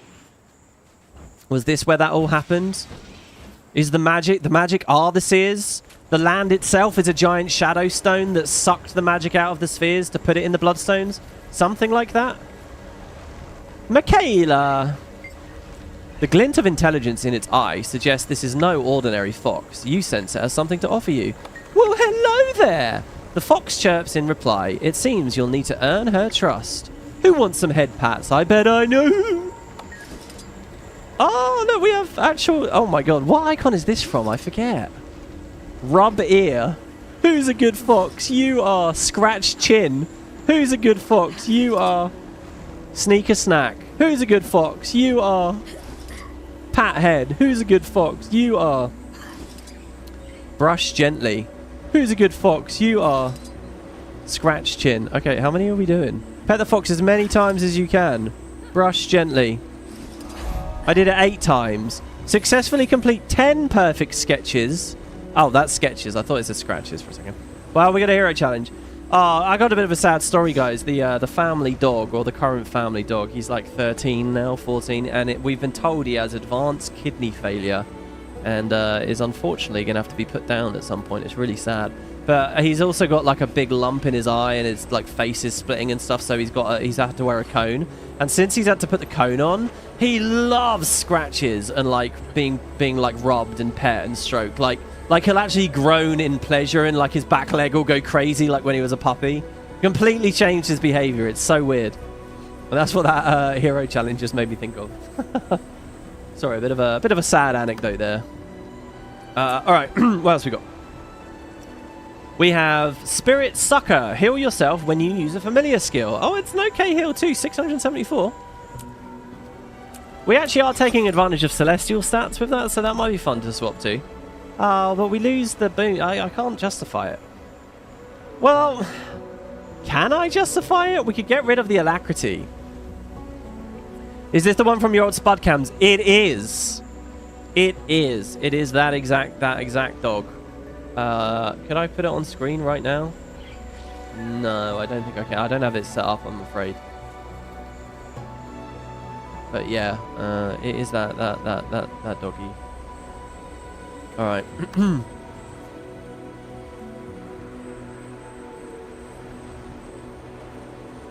Okay, that was just Elemental Dynamo, which is what we're going to be getting next.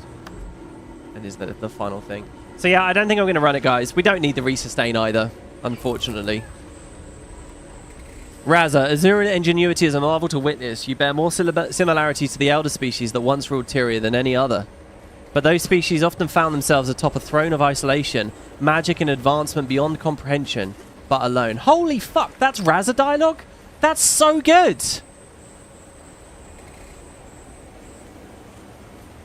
Those elder races often found themselves atop a throne of isolation, magic and advancement beyond comprehension, but alone. And doesn't that represent Isgarin as well? Like, he's emblematic of that. Particularly as the lone survivor of the Seers. That's incredible. At least he's nicely immortalized in his past content. Oh my god, it's going to be really sad putting that camera on videos, actually, isn't it? It's going to be really sad. I mean, my whole, I don't know when when the fateful day will be, but he's still very happy, and the point is, as long as he's happy for me, you don't put down a happy animal, right? It has every much right to life and to live, but you know, once he's particularly unhappy, then you know it's a conversation that's coming up, and we're all sort of mentally preparing ourselves for. Hardest thing about being a pet owner, I think. Right. Okay. So what else can we do here? What else am I missing? Let's go a bit further afield, I guess. I'm going to go see what this event is that we have activated. But Raza didn't know anyone from the Elder races other than dwarves and Eye of the North, I guess. Yeah, that did occur to me, but you don't know what he's been doing the past 250 years, right? Like, I mean... Also, we don't... He was kind of born as a blank slate, but perhaps there's some info from Abaddon floating around in there somewhere, and who knows what Abaddon knew. You know, this isn't your bog standard guy that's been sitting around having tea parties at the Red Duck. He's been in the mists. Tree tender Arlene. I need help studying the local flora and the magical effect it has on the land. I've not seen its light. I should gather samples and run tests while I can. You wouldn't want to own a pet, it's too painful. I mean, I have, but yeah. Yeah, I mean, the last dog I had to put down was really, really sad. I've said this before. It's the same anecdote I give every time. What was saddest for me, so I took a dog to the vet to be put down. This was maybe 8, 9, 10 years ago now. And, you know, held him as he had the injection and he went to sleep, quote unquote, and, you know, made sure he was comfortable and he had a member of the pack or the family or even the whole time. And he went to sleep. And as soon as it happened, he just pissed himself immediately all over the vet floor. And, you know, these places are set up for that because then you notice that the room is, you know, they're clearly wipe-downable surfaces and everything. And it was very, very sad. and left the room. But what really was a gut punch is we left the room, paid at reception. It cost like 100 quid or something, or whatever it was, which always is a weird moment. You'd think with things like this you'd pay first. It's somehow odd. But what was really sad, right, was after having paid, one of the vets, one of the techs, left the reception and went back into the room where it had happened. So opened the door that we had now left. And as the door swung open, I looked in, just idly looked into wherever the vet had gone. And on the floor, laying alone, was my now dead dog. Just laying there, like a piece of meat, or just... And that really broke my heart. That really crushed me. There was something very crystallizing about that moment, like, oh fuck, I've just left him. He just happily walked in there, wagging his tail, sniffing things, thinking everything was normal. He trusted us as he walked in there, and I've just walked out, leaving him, and that he's going to be gone. That's it, it's over. You know, and a few years later, they'll send you the ashes and a little tuft of hair and a hastily written note that they must write hundreds of them, and it doesn't really mean anything. But the truth is, excuse me, the truth is you've just left your animal there, you've just abandoned them, and that was so sad. I was actually alright with it actually happening in the moment, but that moment of looking back into the room, and it was just a brief moment, you know, the door swung open and then the door swung shut, and that was it. And then, you know, next thing you know, you walk into the car with his lead in your hand, and that's it. It's sad, man. It is very sad, and I'm gonna have to live through that again soon. But that is life, I guess. Death is a part of life. I need help studying the... Okay, let's play Guild Wars. First I'll need seed samples. This is very pretty, by the way. Find littered on the ground nearby. Do we know where Aurene went to sleep? Is it possible she went to sleep under here? We don't actually know the spot she picked, do we? It's easy to imagine it's just that cave over in Saitung, but possibly not, right? That'd be kind of a cool little moment. I wasn't the greatest fan of Aurene or what she did to the story, but I would be keen to see that. There you go. Look, there's some lore speculation. Let's move on.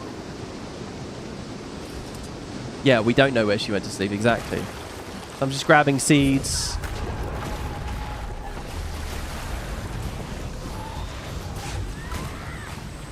You're so sorry to hear that. Your dog is 16, and we're getting close to that moment. It's killing me and breaking my heart. I'll make sure to give my dog the best times. I'm sure you give yours. Yeah, look, I feel for you. I feel for you. 16 is up there. For me, it's like I hadn't really been thinking about how much older the dog had been getting, you know, and nobody wants to think about it. But look, I think the point is, don't keep an animal alive when it's unhappy. You do have to think about when it would be cruel. Because, you know, animals don't show pain in the same way that they do if they're excessively arthritic, you know, like, and they don't necessarily get depressed in the way that we do too either. So, you know, that's on you to be a responsible owner to find out what that right moment is, you know. But I say, if you have an animal that is happy and is wagging its tail and is, you know, like this dog will really struggle climbing upstairs now.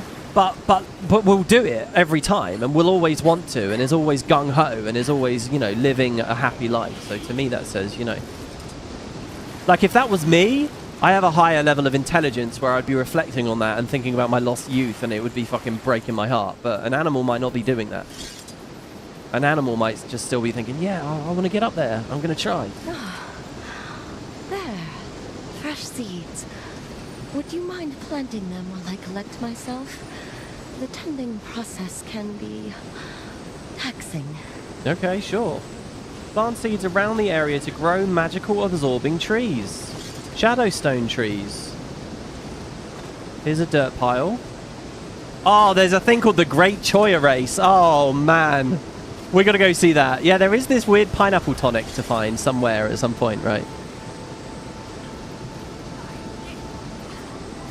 I know it hasn't been long and it might be an unpopular opinion, but if it happens, I'm very excited to see Aurene again and see how much she's changed. No, I don't think that's an unpopular opinion. I was basically an Aurene hater for the way she sort of co-opted the story, and I wasn't really interested in her vibe. But that doesn't mean I'm not interested narratively in a beat where we touch base with her again. As long as it's just not, oh, she's the whole story, right? Like, but a touch base, I'm more than down for, yeah. Alright, so we've grabbed water. We picked up the bucket. We've grabbed some water. So now we're going to go over to our growing plant and we're going to water it. There you go. This, again, by the way, is a nice little event. With lots of moving pieces to it. There you go, refilling the bucket. And this is all it takes, you know, like... Look at them grow, and all without my assistance. Remarkable. Yeah, my assistance. Some samples of the new plants for me, will you? Is that a joke? All without my assistance. Because I got these minions to do it for me. Help her with more plant samples? What does that mean? We go pick a sample and give it to her? Look at all the players here.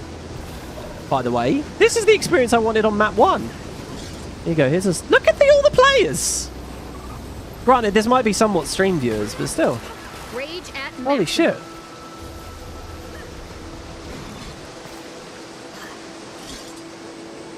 They've done about 20 variants of Simon Says or painting minigames in this. To me, those ones where it's about changing your skill bar and it's saying Simon Says or the painting, I don't judge them for reusing that. That's like, oh, I'm using WSD to walk around still. Why haven't they changed the formula? It's like, to me, that's just part and parcel of playing the game, really. Like, I don't expect them to reinvent that over and over and over again. Maybe some fresh icons every now and then. But even that is, like, that's such a petty ask to me, you know. Like, that's just a part of the game, and I'm fine with that. It's like I've got this achievement bubble here and it's yellow. Why aren't they changing the icon color? Like that's too petty for me. Accelerating. Like, as long as the painting thing is reconfigured or recontextualized within the broader story of the event or the idea, I'm fine with it. And it is, invariably. This forest is astounding. In Maguma, my fellow tree tenders and I have required months, years even, to mend the larger flora. Healing efforts since Morgemoth have been difficult. But with what I've learned here, perhaps... Ah, sorry, my friend. I was swept up in the revelation. You've done me a service, and I won't forget it. That's fantastic, yeah, exactly. It's just like I said with the Norn stuff earlier in the Spirits of the Wild. This person's reflecting and connecting what's going on here to what's happening with their race. Didn't Kaith end the last expansion interested in this very topic? And now she's missed out. I guess we'll tell her about it when we go back home. There's some more Medusoids here. Kerry pointed out it'd be cool if when you stepped near these, they hurt you just through proximity. And that would be a cool mechanic.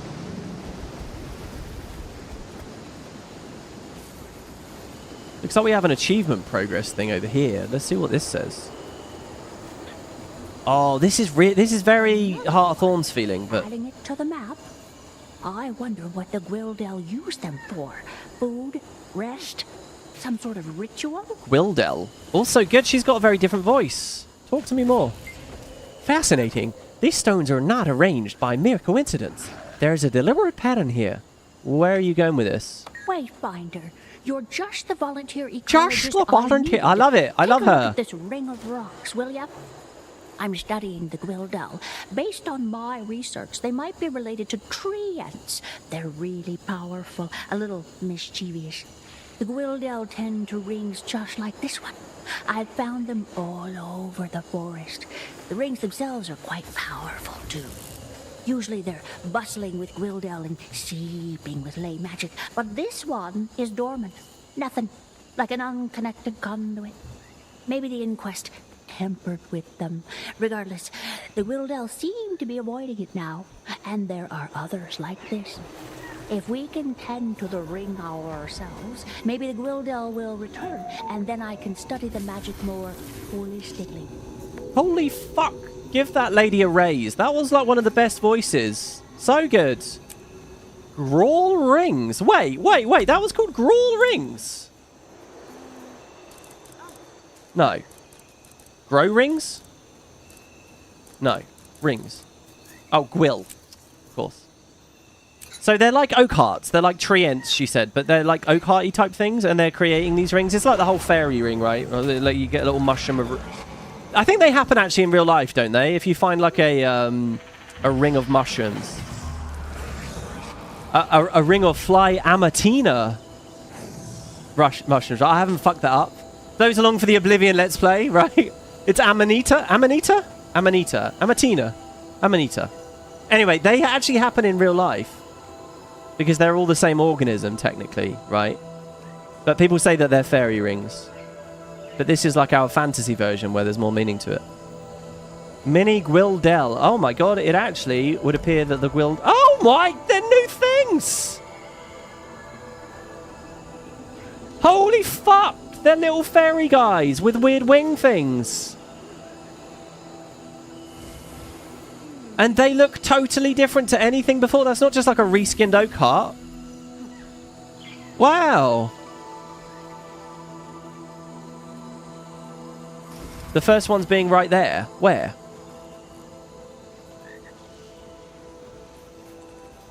How small? Oh my god, that guy's got a mini Ribbington. Is that like Gale's frog? He's wearing a hat. Where is the first one? People are going to be saying, "Ah, he's blind. He's blind. How can't he see it?" I don't fucking see one. I mean, how big is it? Am I looking really small? Is it like ant size? Am I looking really big?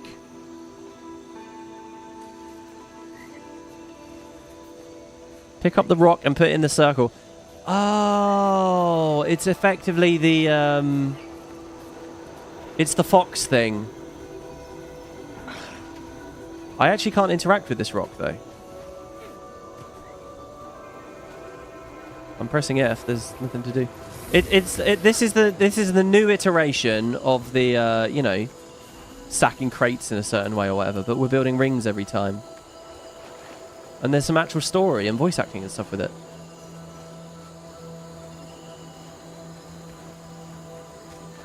God, there's so much life everywhere. Look, spark plugs, bugs, wavehawks, bug swarms, all these motes and things around.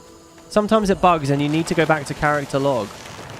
It has bugged for you. Okay, let's have a look-see here then. We'll log out and we'll log back in. Look at this. You guys are all familiar with the fact that that bugs. Bugs? Do you get it? Because the spark flies. There we go. Aha, I have a rock. And I'm carrying the rock. And I'm completing the circle. Whoa. Keep examining the rings. They may be more scattered throughout this area. What's her journal say?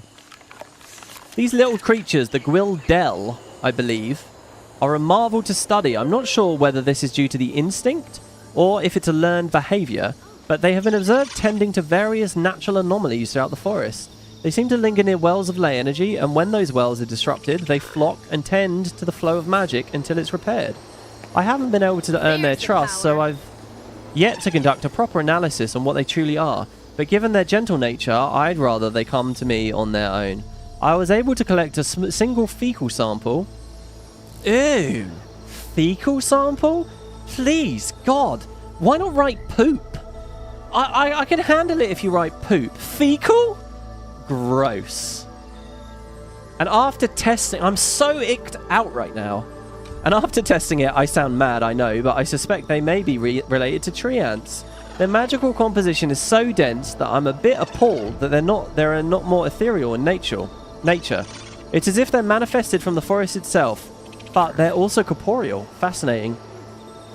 Do you know what? I like to imagine these as like little seer pets. They're little seer friends. Next time we see Isgaran, he should be like flooded with them. There should be like one riding on his shoulder like Samantha before. And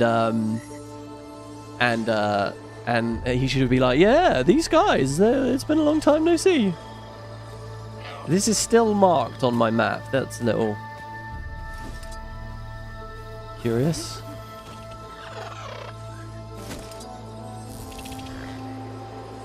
Oh, I'm really having fun right now. The start of a map, new adventure, many things to explore and see. Unfortunately, there hasn't been interesting new gatherables here, right? I always think back to playing at launch when I first was able to like dig up iron nodes or gold nodes, and it just felt so good. And then like when Dry Top came out and there were the cacti that we could gather and stuff, that was always such a big moment for me. And they never really recapture it. There's the power. Sometimes they do. Naos was okay. Naos had a lot of funny things to gather. The Cave Overlook. As you venture further into Castoria, you're struck by the grandeur and mystery of this ancient land.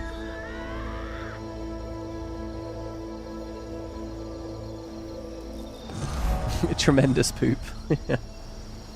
Head north from here if you want to see the Choya. Oh, I will, believe me. In time, we will see it all. Okay, so what do we train now? Elemental Dynamo. Gain 1 familiar charge when attuning to the element. That one's cool.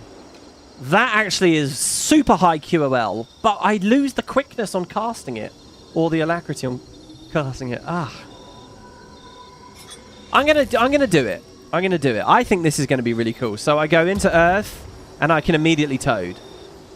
And then I leave her. I make sure I toad, and then I go in and I can toad and toad. This will be a lot of toads. I'm actually going to give up the alacrity for that for a brief moment. Sadly, there's not an alacrity sigil, is there, to complement my sigil of celerity. So overall, the build is worse for running this, but I just kind of want to experience it for fun. So there's a POI over here. Oh my god, the Inquest chair has some good sound effects on it though, doesn't it? Don't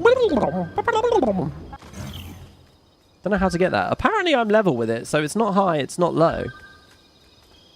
But, oh look, Inquesty stuff here. Skimmer tracker. Does this count for the heart? So here, I'm going to stay, get a toad, leave. The thing is, I'm going to like start overcapping, right? I have 2 charges, but I'm going to get it for free. Does it hold them? Oh, no, I didn't get a toad for free there. Where's my free toad? I must have misunderstood this. Oh, it's not gain a toad, it's gain a charge.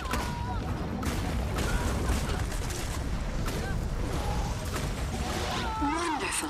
That should slow the Inquest down considerably. I believe the Weavehawks may know of cave systems in the area, so pay attention to any you might see. Spark to flame. 1 charge? Feels like more of an adept thing. I would say 2 charges. I guess it has weird interactions with specialized elements if you do 2 charges. No, but you can't swap anyway. Hold on, isn't this a dead trait if you're specialized elements? So how do they have that set up? That's very bizarre. I've never seen them just straight up kill a trait if you take another one. Yeah, I don't know. 1 charge is a bit... Ugh, God. Especially not competing with that. Especially not competing with that. Find and rescue any missing skimmers. There is a thing. Oh, do we swim there? Ooh, here we go. Here's a water ley line. Ooh. Derelict Spelunker. Discover 1 out of 3 caves, basically.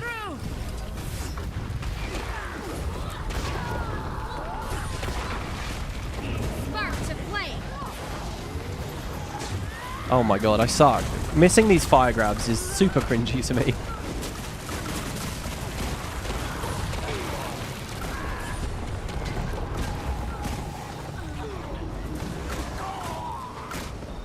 I kind of want to play Otter, because we've got a bunch of players here. I could do Otter and heal you guys, but none of these events are going to require you guys to need any healing. It's just not going to be a thing. Rage at maximum. What we need is that meta to come back up, but even there wasn't enough damage to justify playing a healer. Ugh. Healing feels like it's really unsatisfying in this expansion, as far as this expansion's actual content is concerned. And we don't have a raid to play yet.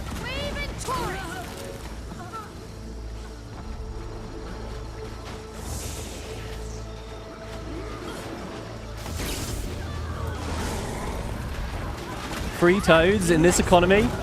Yeah, I want my free toads. I want to lick them. You did it. I can't thank you enough for what you've done for these gentle creatures.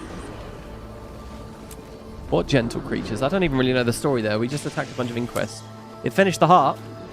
There's a ley line here that will spin us around and up. Should we go up? Ooh. Ooh. It just ended. Oh, I thought we were going to go somewhere cool there. All right, well.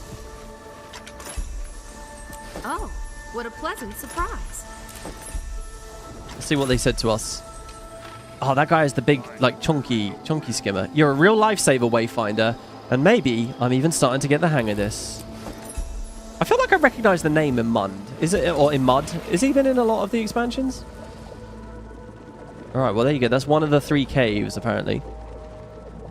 If you lick that toad, you're licking every toad that toad has ever been with. Oh, sorry, every person that toad has ever been with. That's even better.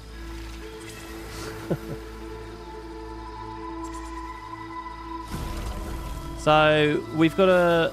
Rage at maximum. I'm just going to... One thing at a time. Oh, we're here, actually. If we scan with the skimmer, it's revealed a chest over here. So that's nice. Some unusual coins. And if I dig here? No? Or is it... Oh, it's not, he's on the tree. Okay, I see. Are you the weird Tengu that's looking to... It's the Kestrel Chode again. Are you looking to take over this place in the name of Cantha? It's good to be back in the forest again. If I squint, it almost feels like home. The size of some of these trees would make them fit right in with those Arenanet. Yeah, indeed, actually. Is Arenanet drawing a direct comparison there? As in there's some kind of, like, similar origin for both forests? Have you gotten a view from higher up? Briefly, I'm still mapping out our paths by traversing the canopy between perches. Do any perches have good sight lines to see approaching dangers? Several, yeah. Well, when I'm finished, I'll head back to camp and give a full report. Good work, soldier. Oh, I'm excited to go up there. I really am. Oh, do you know what I've just realised? I've realised that there weren't dolphins and sharks in the waters around the first map. I was really hoping there would be. That jump up around your skimmer, but there weren't. Not that we saw. There was also no moving boats. I was just looking up, and you know in... at the end of Dragons in the Jade Sea, during the meta, there's the airships spinning. Wouldn't it be cool to have like a little... I mean, we don't have airships here. But it'd be cool to have shit that's flying around the treetops up there or something. Maybe an Inquest vessel or something. A day of camp work is more exhausting than a day of fighting. Is it? But the Colonel says I need more experience managing groups that don't like each other. Most of being a senior officer is just managing personalities. He's probably right. Yeah. One of the sad little realities of real life. You've earned a rest or some leisure time, perhaps. So there's a gift of the elders. There's a mini Tyrannus man-eater. New dinosaurs. Oh, it looks like one of the Carnotaurus or whatever. That's awesome. Please tell me he's huge and he's like... Actually, do you know what? I'd rather they just be regular enemies, but big. Dude. There's a thumbs up emote and a tonic. Hey, look at that. They got the triple there. Endless Castor and Chorian tonic. Oh, there you go. 100 gold for that. And I'm going to have to get a stack of raw enchanting stones. I like all this. There's going to be actually a lot of stuff for me to earn as time goes by. And a chrysalis back piece. There appears to be no shortage of rewards to go for. Until we converse again. Which is very good. When you think about all the legendaries and stuff that they've done too. Very, very good. There's the power. Okay, so let's progress into some of these other areas. Now, we have a giant place. No specific things. I think it's because I need to use Aether location, so I'm going to get on the Wavehawk. I'm going to start scanning. Yeah, this guy's got the jellyfish. Kerry's one's died a bit better than that, I feel. But, you know. That one with the white and red is actually quite scary, actually. It looks like it's got a hell of a sting to it. By chance, did you notice any rings? Naturally Yeah, we heard that about the rings.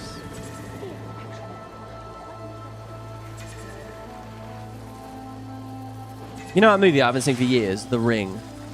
I kind of want to go back to it. That scared the shit out of me when I was younger. But I always remember the twist or the revelation of what the ring actually is, you know, with the well being sealed off, and that was so cool. Isn't The Ring, as we know it in the West, technically a remake of some Japanese film? Is that right? WP, you can also get that tonic as an extremely rare drop from an event. I got mega lucky on my second time doing the event, and you got it. Nice! How do you know it's extremely rare, then, if you've done it twice and got it in one of them? I mean, I guess for the price there, the idea is rare does seem to make sense. Is it? It could be for sale on the TP as well, and a high price would show that it's rare.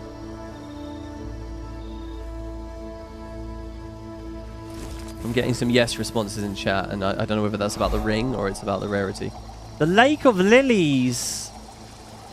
Oh, look at them. Look, there's the lily chair. The weird thing about these orbs is I'm constantly wanting to fly into them to collect them, because we've been doing that for so many years. And you don't fly into them to collect them in this. A serene lily pad. This lily pad offers an opportunity to quietly meditate and reflect on the experiences that you've had in Castora. The extended story of Ringu is absolutely fucking insane, is it? I should have the jellyfish. It was a pre-order skin. Ow! Oh. That shows how little attention I pay to that. There's the power. Well, what's it called, though? Oh, yeah, there it is. The Castoran tentacled skimmer. Oh, well, there you have it. All right, we'll write that then. It's a part of the X-Pack. It is really good. That's an excellent skin. Why would anyone give a shit about the sun thing that I was just on when we were given this? Well, okay, not everybody pre-ordered, I guess. Damn. Yeah, you use my link, guys. Do people get that? Did they get this? Is this like the Ultimate Edition? Look, this is an honest-to-God endorsement. I think this thing looks epic. Really? And all the tassels and everything?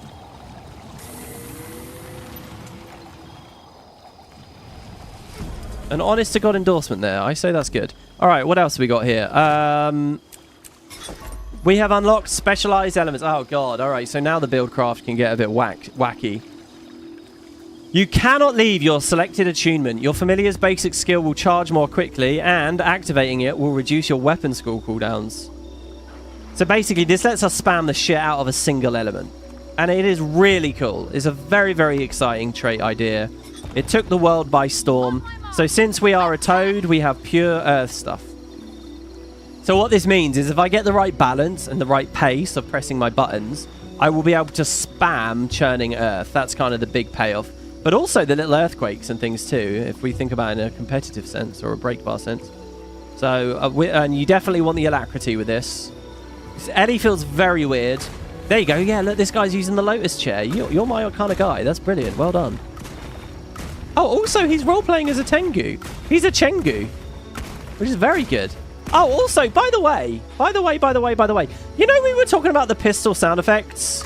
They just sound like regular pistol sound effects. I was looking in the sound options, and I forgot I had this on. I had it set to off. My unique item sounds. Only default sounds will play from items that would otherwise have unique ones. I had it to off, so I thought to myself they have a mute projectiles only option. So I thought, okay, I'll just set that to all, and now I'll get my Super Adventure Box sounds back. But I still don't have them. So is it now that we have the wrong SAB button? Oh, look, we can spam blinds underwater now. Let's have a look. Let's just go to the super pistol again. I know this has a unique sound effect. Oh, why am I in combat? Why? With what? It's fucking dead. Oh. Music's doing very well right now, isn't it? What? What?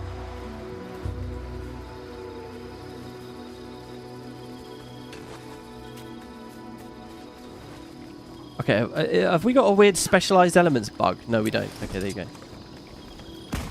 No, it's still regular sound effects. I don't know. Oh, wait, we didn't actually do it. Yes, we did do it. It doesn't look like an SAB gun. Yeah, that's because the legendary gloves have put the fractal infusion effect. It's not that, is it? If I hide the gloves, do I... No, they still show. Do you think it's the legendary gloves having an effect on the sound? Maybe. Let's have a look. Wait, first of all, let me remember what the skin is called. Icacia. Right, we'll get rid of... No, I think it's Ellie pistol. I think they didn't hook it up or something. I think it's like, let's just put this to bed here. Dun, dun, dun, dun, dun, dun, dun, dun. I love the boat animation back there, by the way, with the sails fluttering. Really good. I wonder if we went back to the Icebreed Saga thing, trailer, opening cutscene. What? Yeah, it was in game. Anyway, the really good one, the last good one that they ever made. Whether that exact sail animation would be on that boat as it sank. Anyway, let's put it to bed. There's Bract. See, look, I played Bract more recently than my actual engineer. Again, because I was just digging for... Wait, where? Maybe not, actually.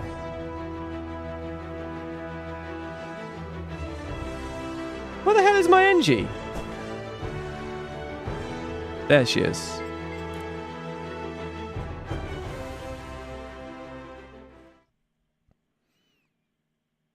Lame. Half the point of the guns is the pew pew. Oh yeah, I totally agree. I totally agree. So that's why. Let's have a look here. Do I actually have a template with a pistol on it? I do. Okay, so and this pistol, so that's regular sound. Oh god, man, I fucking love NG pistol. There's something about it that just brings me back to using it in PvP. There were certain metas back in the day where NG pistol just felt so heavy hitting and so satisfying. By the way, this not the outfit that she's wearing, the witch's outfit, but this actual set, this is one of the examples. This was a spud that made this fashion was set up that I was talking about before. All right, real quick, because I know we're not here for this. We're here for Castora. If I equip the super pistol and I shoot it, see? That's how it should sound. And there's lots of pistols with cool sound effects. Pew, pew, pew, pew, pew. And I would totally want that on a list right now, but it seems that for evoker skills, it's not hooked up. There you go. We're not crazy. It's been put to bed. It's been tucked in. We have found a bug. It will go unreported and unresolved, I'm sure. Right, how the hell do I find... So we've got to find Scout Yakuti. Starlit Weld Explorer. We're at the Tranquil Glen. This is a bit weird because it's encouraging me to stare at the minimap, which is the last thing in the world I want to do. I want to look at the environment. And I'm staring at the minimap because I'm wondering if a little green dot's going to pop up when I get close to someone or something. Specialist Che Yun. Hello. The Inquest have done something horrible to these creatures. I think I can reverse engineer it and make a device to free them, but I need your help. There may still be some hope for the ones the Inquest have taken. I need to know how they... You can bring me samples. So let's see how many stacks we can build, I guess. Workings. And perhaps the rest can be saved, rather than simply destroyed. So I'm going to Toad. I'm going to use 2 skills. I'm going to Toad. I'm going to Toad again. I'm going to use 2 skills and I'm going to Toad. I'm going to use 2 skills and I'm going to Toad. I'm going to use 2 skills and I'm going to Toad. We've gassed out, so I'm going to use the heal and I'm going to Toad. I'm going to use 2 skills and I'm going to Toad. 2 skills. Fuck. Cancel cast because I tried to use Earthquake. Just keep throwing Toads.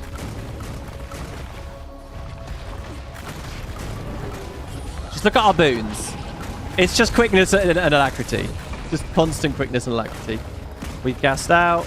I'm going to hold. Toad. Toad. There's going to be so many fun combos for this, you know. Fun attunements, fun weapons. The current big meta situation is fire with a scepter and a focus. Because focus 5 is fairly spammable and it's good fuel for you. But it's very fiddly. Because the transmute fire aura doesn't count for building another familiar skill. Only the original one does. And when you proc it, you're proccing Sunspot. So then it's sometimes flipping over when you're not expecting it. It takes a lot of like finesse.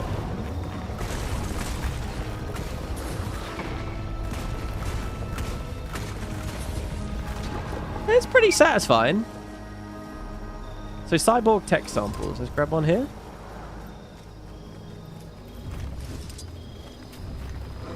The Fox utility will give me Might and Fury. That's true.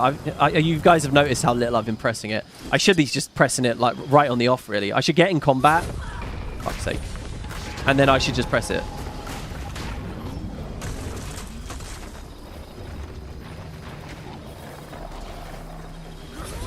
See, pistol's kind of interesting to combo with specialized elements. Because every time I do 2 or 3, I'm getting a bullet, which is enhancing one or the other. There's probably a very precise way that I can button press here that leaves me with a fuck ton of barrier. Quick, take this device and use it on the creatures. Okay, use the device to calm the Inquest enhanced saurians. What device? Oh, you've given me a special action. Calming blast. Fire tech disrupting blast. A calming blast. I love that. What do we imagine in real life would provide a calming blast? What sort of blast would calm us? I'll tell you what. A blast of Robinson's tropical fruit drink.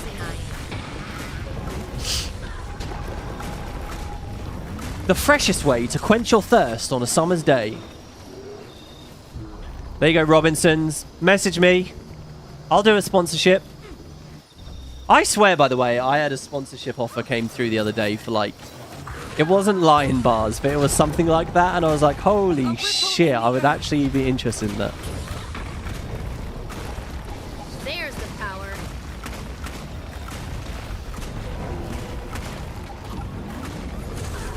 On a hot day, getting blasted with some cool mist.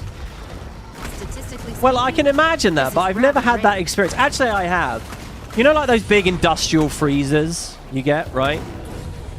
Like that, when it's really hot, you've been on your feet all day at work, and then you step into one of those freezers.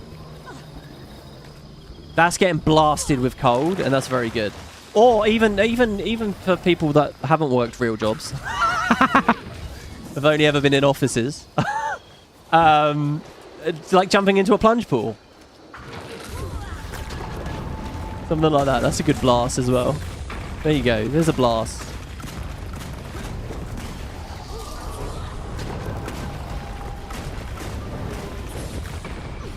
I'm joking, of course, if that needs to be said. A Lion Bar sponsor would be amazing. It would. It really would. Like, they don't even have to pay me. Just give me Lion Bars. Just drive a truck of Lion Bars to where I live. Once a month. And I'll tell you what, I'll start doing like face cam cooking videos with that. I'll like bake with the Lion Bars. I'll do like deep fat fried Lion Bars covered in cream and peanuts. I'll do the whole shebang. Do the Americans watching know what a Lion Bar is?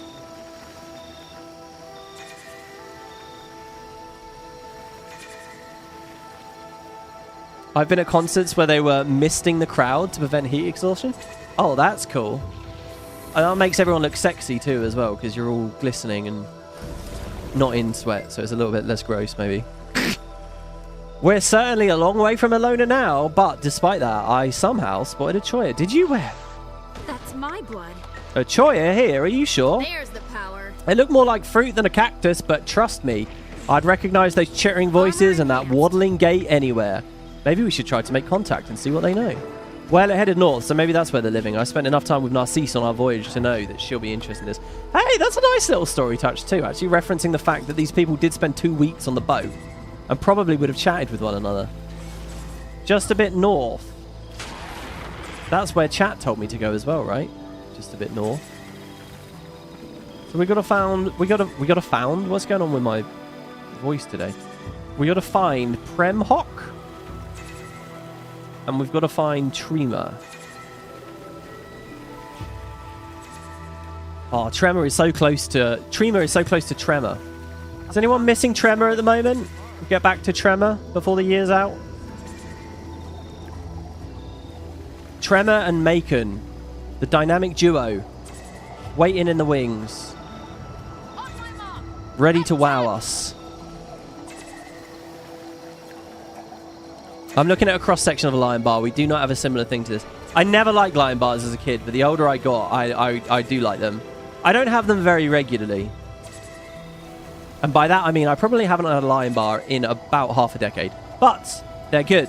They're like that perfect mix of like light, just enough give, just enough caramel, just enough nougat, just thick enough of a chocolatey shell that crumbles beneath your teeth on that tantalizing first bite. Lion bars. Brought to you by Nestle. Feel the power of the lion. There you go. I don't know what their catchphrase is. Commander, good to see you. The forest really is something, isn't it? Yeah, especially the creatures. What sort of creatures have you encountered? Some of them are familiar, like mowers, but others I've never seen before. One was a great armored beastie. It reminded me of those adorable bristlebacks I once saved. Yes, I remember that. I don't think they're the only large creatures stalking this forest, based on some tracks I saw. So be careful out there. Large, probably dangerous wildlife. Got it. Yeah, probably that dinosaur we saw. Okay, and then we got to find Trimmer. Where the hell is Trimmer? Oh, does 14 Macon go by Macon or Machen? Or Majun? It's Machen, right? We've been saying it wrong the whole time. That's what we learned. All right, let's not forget how the year went, okay? We played that character. Then at Christmas, we did the FFX replay. And we heard very clearly... Well, Yuna said it, I think? Pronounced it Machen. It is actually Machen, not Macon. So we got to remember that. Oh god, we're forgetting the things we learned just this past Christmas. We have to keep that in mind. Machen. You don't miss playing the game much, but it's fun to watch me play. Oh, I miss playing it. I really do at the moment. Especially with how good Heaven's Ward and Shadowbringers are. I think the break's been quite nice because it's really rejuvenated me. I won't be even remotely like burnt out or slow with it. Oh, guys, here's another thing. Don't stand there are rifts. Well, you know, through this entire Let's Play, we haven't done a single rift. Not one. But here they are. Oh my god. It's a Choya that came out of the rift. Okay, I was going to say, last night playing with Kerry, I did a rift. And a single Inquest came out, which I think was weird. I think the whole idea of rifts here is very odd. Rifts were weird last year. I don't know. They've been a bit odd. But yeah, rifts. So there's Castor and Choya coming out of these. So are these native to Castora? If I walked through this rift, where would it go? Who's responsible for this rift? Why are the Astral Ward not working on these rifts? Or didn't know about them for the past hundreds of years? I don't know. I don't know whether rifts really fit last year, and I'm pretty sure they don't fit this year. Unless there's something more to the story I don't know, which obviously could well be the case. So we'll hold on for now. Look at this. We just have 30 seconds of quickness constantly. Ow! Holy shit. Same old Choya. Popping us. I need help. Castor and Choya hits me for 83,000 damage using Fermented Explosion. Wow. Event failed! Ah! Wow, look at that. Not only have we done a rift, we've failed a rift. Oh dear. Come on, come on. We've got to get out of this area of the forest. It's been 2.25 hours, and we've actually... This is just like when we started, guys. In the first map. We've unfogged one area, and that's it. Do I not get any more guidance about where this guy might be? Like, in-game? The rifts are difficult to do solo. I mean, that's good. I'm all for more group events. Small, quick group events dotted around all over the place so that the cooperative gameplay is meaningful cooperative gameplay. It's not playing alone together. It's actual collaboration because they're hard. I value that. You didn't know we could fail a rift. Oh, my skimmer has detected a chest. Oh, are there more skimmer ways on this map? And am I at the entrance to one right now? This is very cluttered here, isn't it?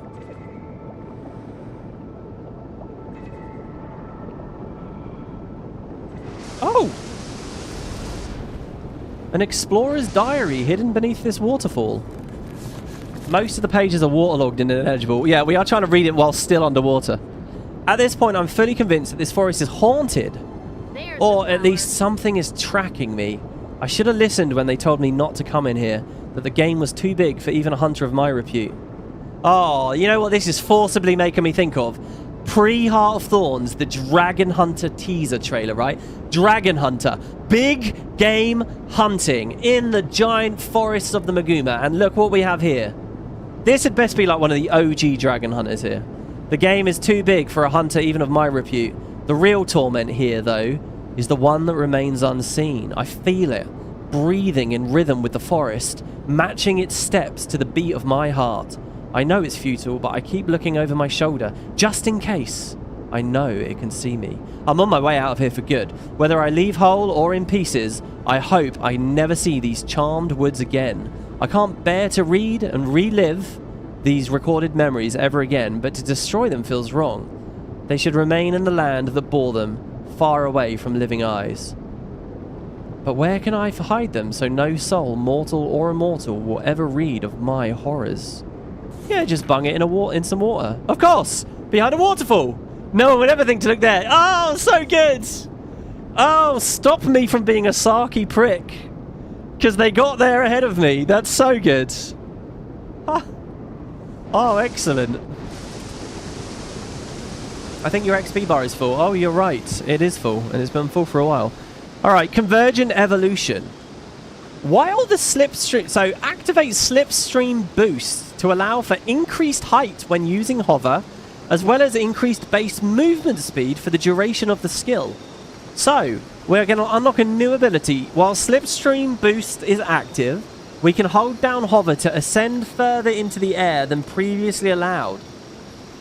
For the water jet skill, aim your skimmer at enemies and allies that you wish to target and let the projectiles loose. Okay, can I just say this is a weird tooltip because it doesn't talk about water jets. We have to right click.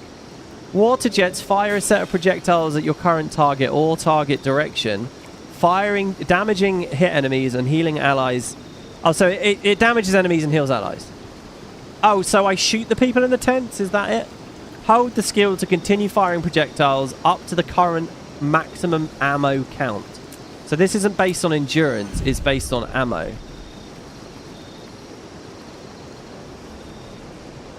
Dive, hover, barrel roll, A to locate. I don't have...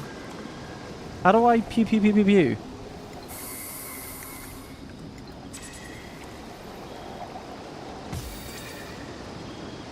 Wait.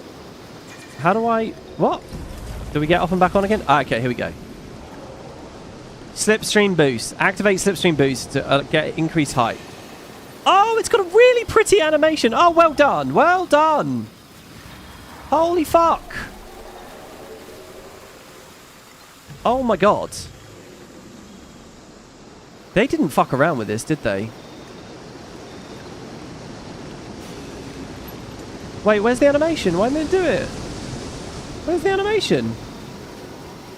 Okay, excellent. Wow, 10 out of 10. So strong. Okay, now we could go back to the original map and get all that extra stuff. Do you know what? And it does still feel distinct enough that I might not... Like, it might not replace the sky scale for me. Okay, and then the pew pew pew. I have 10 ammo. Should we just shoot some stuff? Oh god, this one feels awful. Oh, this is why backpedaling is... Okay, I'm not being funny. This feels terrible. What is that sound effect? And it's doing, like, no damage. The 25% revive is more of a thing, isn't it? Maybe we upgrade it again later. I can't set it as an auto attack. I can't hold the button down either. That ICD feels really awkward. I'd love to be able to hold it so that I can just rapid gun them out with it. Alright, not impressed with this. But this one... Oh, it's not doing the animation again, though. Wait, you can hold to fire faster? I was holding. Let's try that again. Maybe I got it wrong. Ready? 3, 2, 1. Holding. Target identified. Oh, okay, it does work. I don't know why that wasn't working. Alright, okay, so yeah, that's good. So I can just pew, pew, pew, pew, pew. Is that enough damage for a big opener, though? I don't know. I feel like these are toys that I'm not going to use. Well, no, the flying one, or the Ascension one, I think I will use. Can I get it on ley lines, then? Will the ley lines keep... Oh, yeah, they will. I'm getting infinite energy as long as I'm on... Oh, fuck, I fell out. Did I? Was the ley line helping me there? I can't quite tell.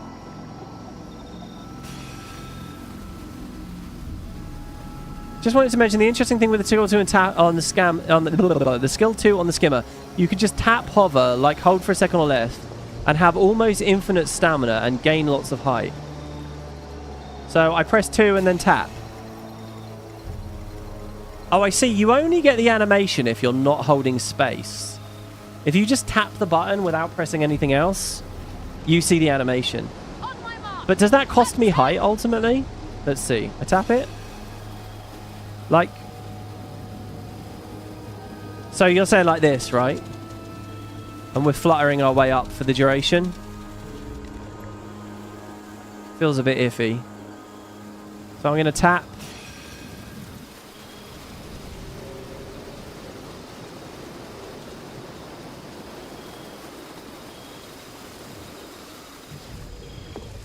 Well, the mystery of being up in the treetops is quickly falling away there. That's cool. Okay, nice. Right, again, back to finding this guy. Astral Ward Trimmer. Do I get a mail? Someone telling me? No, they're all people looking for guild invites. You don't have to send money, by the way. This always complicates it for me because I have to click return to sender and blah blah. Don't worry about that. We used to, years ago, say, you know, just kick some money into the pot. To get in the guild, and then we would bundle it all up and use that for giveaways for guild events and stuff. But we haven't done any guild events for a while, and we still got a shit ton of Ecto and stuff to give away. So we don't do that for now because the guild coffers are overflowing.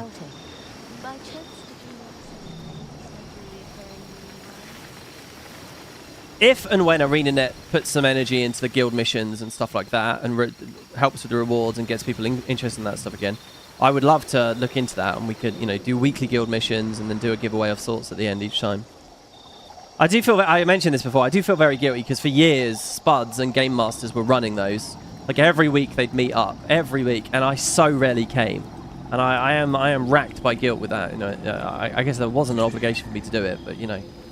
So anyway, I like the idea of having a resurgence of that, especially seeing all this stuff about how Guild Wars is growing and doing better and so on. You don't have to mash so fast. You can get ridiculously high when tapping. Okay, so I was just a bit slow with it. What was it? Like that, maybe? But I mean, the effect is going to run out eventually, right? Yeah, there you go. Right, the more I play with that, the less we're going to be able to find this guy. Wonderful. That should slow the Inquest down considerably. I believe the Wavehawks may know of cave systems in the area, so pay attention to any you might see. Haha!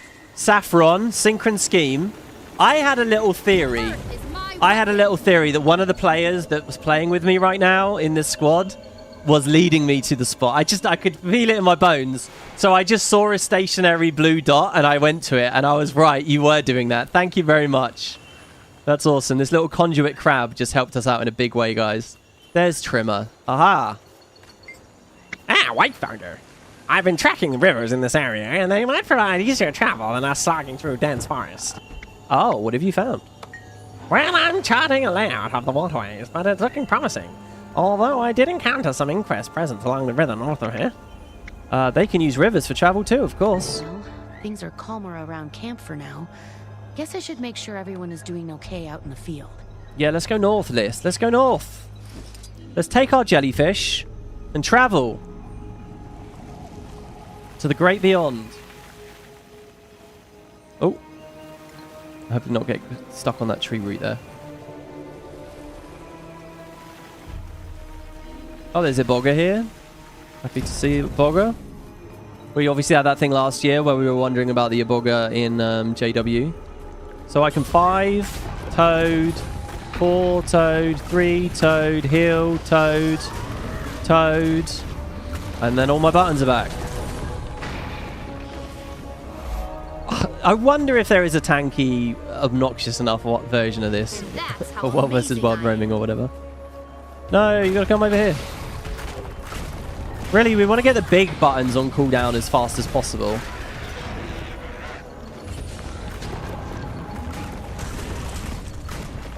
They're just gonna sit there, constantly dazed, constantly spammed.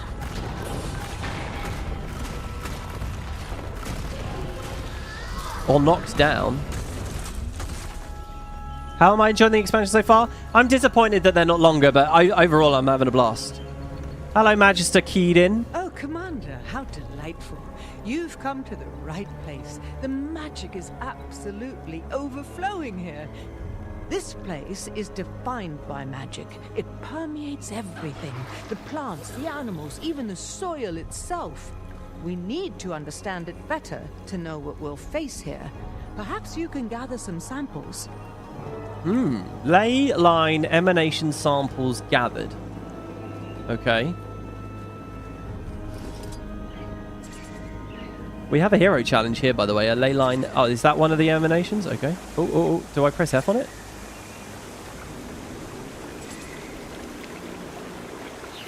I do indeed. Oh, and that's all the way up there. And that emanation's really high. Were they expecting me to unlock the skimmer thing at this point? Because I have to say, the only reason I have this is because I played a bunch of the game last night and progressed the mastery quite far, incidentally. If I hadn't done that, if me and Kerry had decided to play something else, like continue my Heart Gold playthrough or something, I would not be in this situation right now. What are they expecting me to do here? Because this is actually quite fiddly to climb around. Maybe they want me to be on this. Oh, God. No, I think they want me to dismount for that.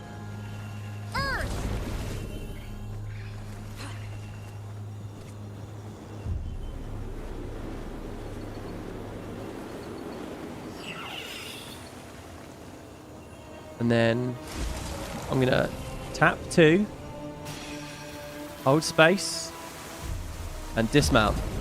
Yeah, no, we are okay. Hey, that was cool. Straight through the hole.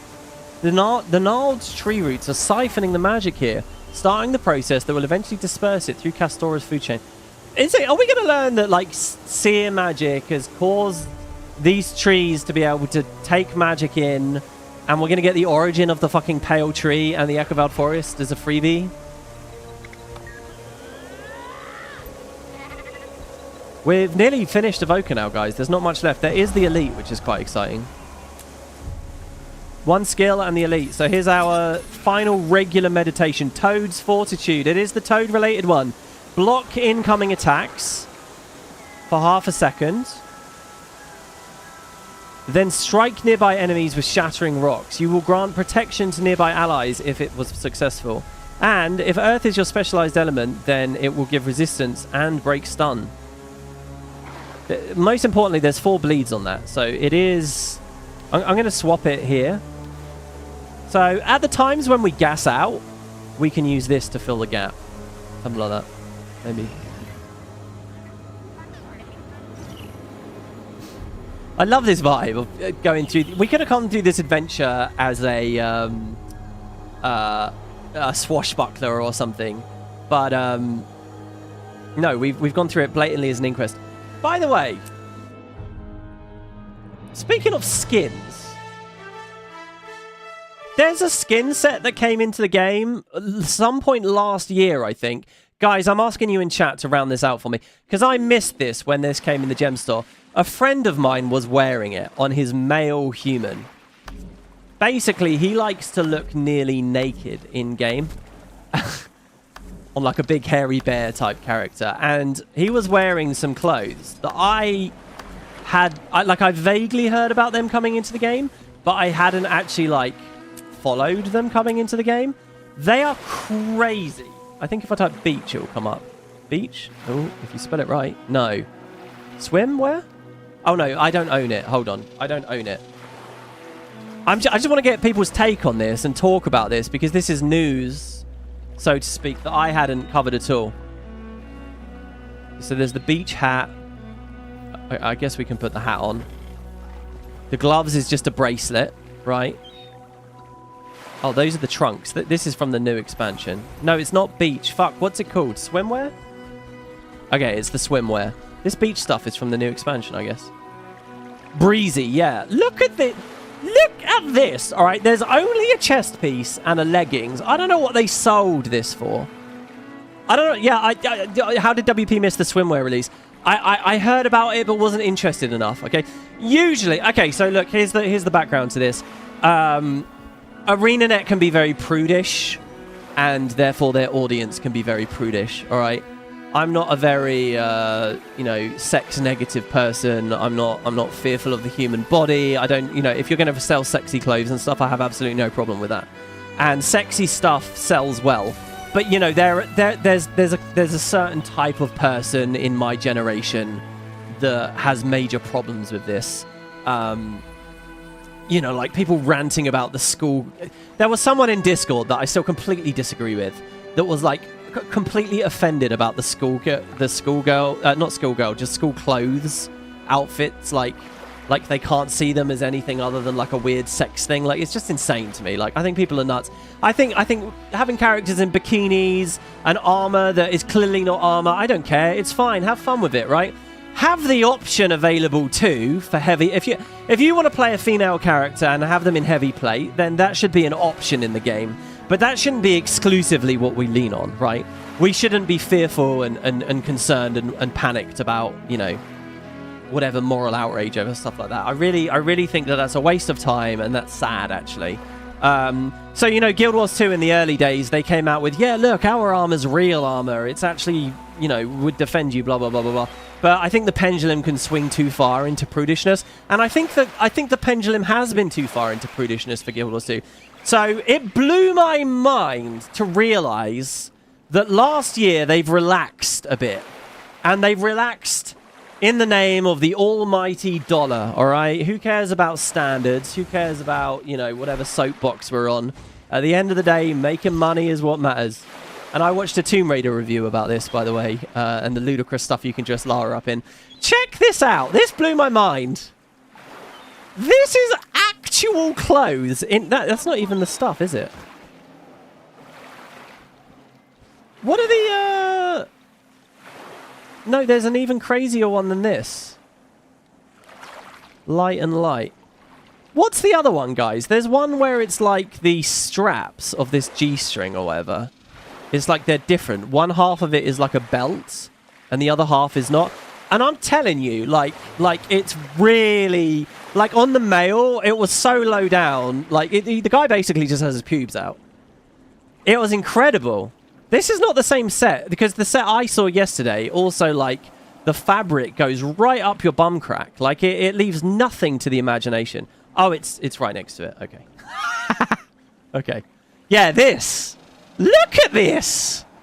Oh, my God. And actually fairly stylish, by the way, with the different fabrics and things. Yeah, I had missed this release completely. And I'll tell you, it's even more revealing on the men. So yeah, that's a thing you can buy, and that's another way you could dress and run around in the expansion if you like, I suppose. I hadn't spotted this came out. I mean, are people in chat running this? I don't know what they put, what price tag they put on it, but I assume it wasn't a small one. And I also assume it's not available for sale now. But yeah, I thought that was quite interesting. I haven't seen Guild Wars do that. Really. And you can say, oh, that's them losing their integrity, blah, blah, blah, blah. But look, they lost that idea that we're only going to have realistic, grounded skins, blah, blah, blah, blah, blah. The chicken flew that coop years ago. The chicken flew that coop when they were selling you the, the wing backpacks, all the massive... What was the first one? It was the white ones, I think. These? No, they had worse animations. Maybe it was these ones. We are way, way, way beyond that. We've had giant, crazy, ridiculous, shiny stuff for years now. But for some reason, sex and sex appeal and a little bit of horniness was off the table. And I just thought that was prudish and sad. And so it's nice that they've relaxed that now. And I say, yeah, bring it on. Bring on the sex. Bring on the crazy skins.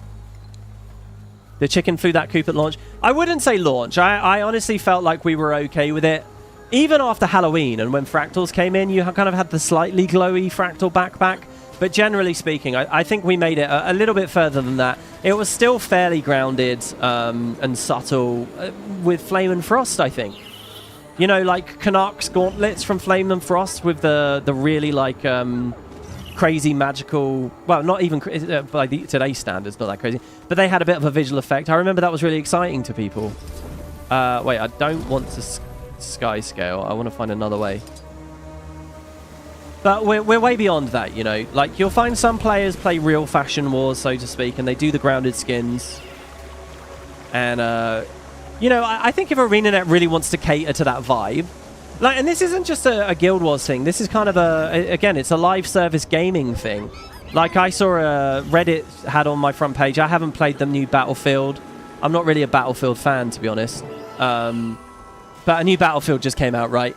And as far as I understand, all the marketing and all the press and all the promotional material from the new Battlefield, they were very careful to say, hey, this is grounded, this is realistic. We're not going to put crazy Battle Pass skins in. We're not doing Call of Duty. We're not going crazy like, you know, like Fortnite and all these other things that just give you the wacky stuff. We're going to be grounded. It's a return to form. Trust me, this is serious. That's what they sold the game on, but now their Season 1 has just started. And lo and behold, it's pretty silly skins and it's crazy colors. And the Battlefield community is currently in that moment. They're in that, the chicken is flying the coop in the name of the almighty dollar, right? It's because those skins fucking sell. And you know, people are bitching about them, right? And I'm very let the market speak about this kind of stuff usually. But I appreciate the instinct, as the Battlefield community is currently going through. I appreciate the instinct to want a grounded world. I don't want to see everyone's a crazy rainbow eclectic light show filled with 1 billion infusions. It's not great. I'd like to see it be less. It's just, you know, like, would I compromise the price of the, you know, would I give up the 50 devs they can hire out of the profits they make for that? No, fuck no, I wouldn't give that up. No, I wouldn't give those devs up. Would I give up the higher paychecks to retain more talented employees for that? No, I wouldn't. Live in the real world. But, you know, in Guild Wars, we have, like, these culling options where when you say lowest, everyone's wearing, like, the generic purple stuff. Maybe a checkbox or something that says, okay, flashy skins not allowed, sexy skins not allowed. You know, maybe checkboxes for that just cull those and put generic beginner armor on instead. I could see that. And again, there's this prudish side to Arenanet where I can actually believe they would do the sexy thing, right? Like, they would say, cull, remove sexy skins, right? I reckon they would do that before they do the flashy skins thing. And for a lot of games, you'd say, well, no, they'd never invest time into implementing that because that just cuts into gem store sales, essentially. No one wants to buy gem store skins if they feel like other people have culled them out of existence. You could make that argument, but again, we already live in that world with the culling settings, so I say fuck that argument. I don't think it's real. Because we already live in a world where I buy gem store skins fully understanding people don't see them in World vs. World Zergs because you're culled out. So screw it. So maybe they'll have like a prude setting, if you like, or a grounded setting. But, you know, these options is like, okay, do I want them to prioritize that or guild missions and achievements and shit like that? And I'm always going to prioritize other things first. So, yeah, just sell the skins. Just be sexy. Get some money. Hello, Magicaden. I just went on a hell of a rant while grabbing leyline magic. We're back, though. Hopefully this will help. This is wonderful, Commander. I'll get right to work. I'm looking now at the Season 1 Battlefield 6 skins. I think they're fine. A few with some orange accents. Yeah, again, let me be clear. I've seen people on Reddit bitching about it, but so far from the screenshots... Here you go. Look at this guy. Look at this. You take one more inch away, and I'm looking at the base of his penis. I really am. Look at that. For the men, you don't get... It doesn't, like, go right up the crack. He's dyed these black, so you can't tell. So the women get the more shapely arse. But look, he's got his package and everything. Incredible. I wish you could still play the game in 3D and we could get the full stereo effect. Sexy, flashy skin. Yeah, sorry. But so about Battlefield, I've seen people whining, but I don't really know if it's justified. I don't play the game. I'm not trying to... You know, as always, a lot of these outrages, they're not real. So anyway, sorry, Mr. Ramo 14 to 6. Sexy, flashy skins never bother me as long as there is stuff I also like, which sometimes... Yeah, exactly. It's just have the options, you know? That's all it is. It's have the option.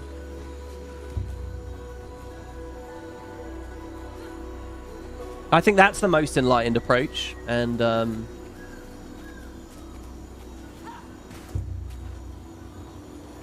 oh my god, Ember? Find Ember? Wait, why have I been to Ember's here, guys? It's Ember Doomforge, companion of Dougal Keen, feisty firebrand of the Char, and recoverer of the Claw of the Khan-Er. An unlikely hero and at times frenemy, who, when push came to shove, recognized the true threat in Renoa and preserved the peace. Ah, what a character. If you'd like to know more about Ember Doomforge, I suggest you read the novel Ghosts of Ascalon. Click my link in the description to buy it. I'll get a kick. No, I don't get kickbacks from the novel. You'll have to buy that. Yeah, you can get it on e-readers or whatever. Or right here on YouTube, I have a playlist. I read you the whole book. Are you looking for something to listen to in the car on the way into your drab and dreary job every morning? Listen to me, voicing Asura and Sylvari with my audiobook. And there's fan art from you guys, the community. I have a playlist here on YouTube. Anyway, here's Ember. Let's see what she has to say. Hello.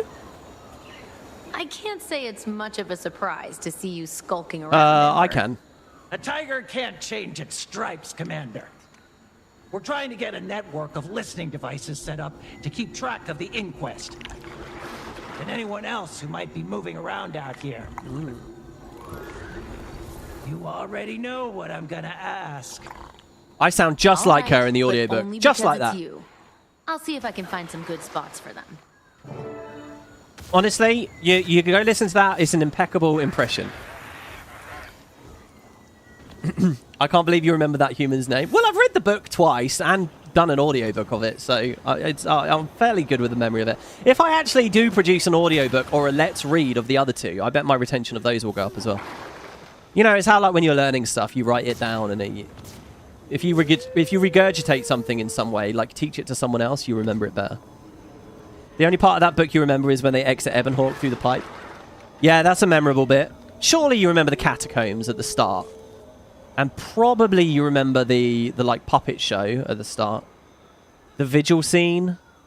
There's a lot of good memorable scenes. The grave scene. You actually thought it was me reading the audio right now. Oh, look at that. Oh, you guys know how to massage my ego, don't you? Dude, there's something really good about the visuals in this map. There's a softness. I don't know what it is exactly, but it's good. The command complex. Oh, shit! Well, look, the Inquest have torn the trees down. What is this? Oh, an ominous sounds. They got some big old cannons. Ah,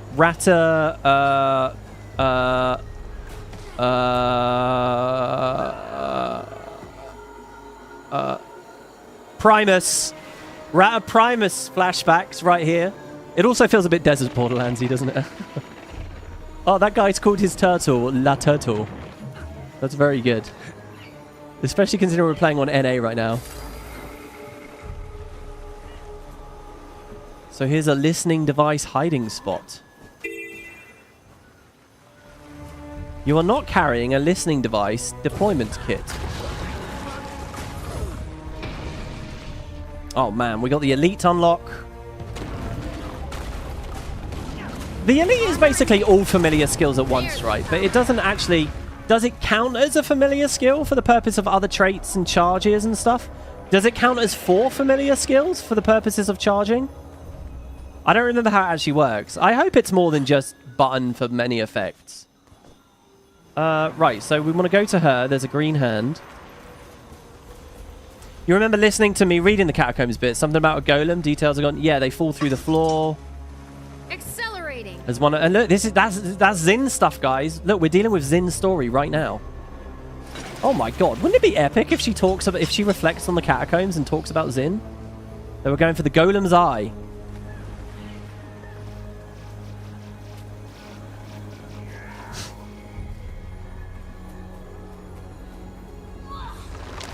The glasses on that guy's body was a nice touch. Got to leave a little to the imagination. I know, yeah. Oh, this guy says, "What you guys doing?" Oh, that's the kind of message. If I get it in Queensdale, I absolutely have to respond, because you just know it's a new player that actually wants to socialize and wants to engage, like on the grounds of an MMO, and that instinct and that desire and that love is going to be crushed out of them over time. Let's be honest, right? Eventually, you realize the game's too action-packed, it's too fast-paced, there's no reason to talk to anyone, so you become unfriendly. But those early moments in Queensdale, oh, contribute. You've got to encourage people for as long as possible. You've got to keep the dream alive. Accelerating. Listening to the titled theme for VOE for the first time, and man, do they kill it with the OST every time. I'm going to be honest. I like a lot more of the other Guild Wars 2 OSTs more than this one. None of the music has super struck me yet. There was one moment in one of the combat tracks, the Inquest combat track, where it got distorted and broke a little bit as a part of the music. I thought that was incredible. The rest of it has been fairly standard for me. I don't know whether I've, like, got giddy. And that's not to say that this is a bad soundtrack. It's just to say I think that they've hit some real heights historically. And I'm not going to say that that's one of the best things about VOE. Oh, you're the Tengu with La Tutul, that guy? Oh, you are Veni. Nice. Very nice. Yeah, Veni, I do want to show off more of your Refect displays and things. It's just on this Let's Play, we're mostly on pistol as an Ellie, so there's not really much to show. But I will download more from the Super Pack. I don't know, by the way, Veni, if you have other concepts or other interesting ideas, like more fun boon displays or something. I don't know. Like, I don't like what most people do, where they just dump in them all in the middle. But if there's anyone that could do it in a flavorful or interesting way, I would trust that you might be able to figure it out. Accelerating.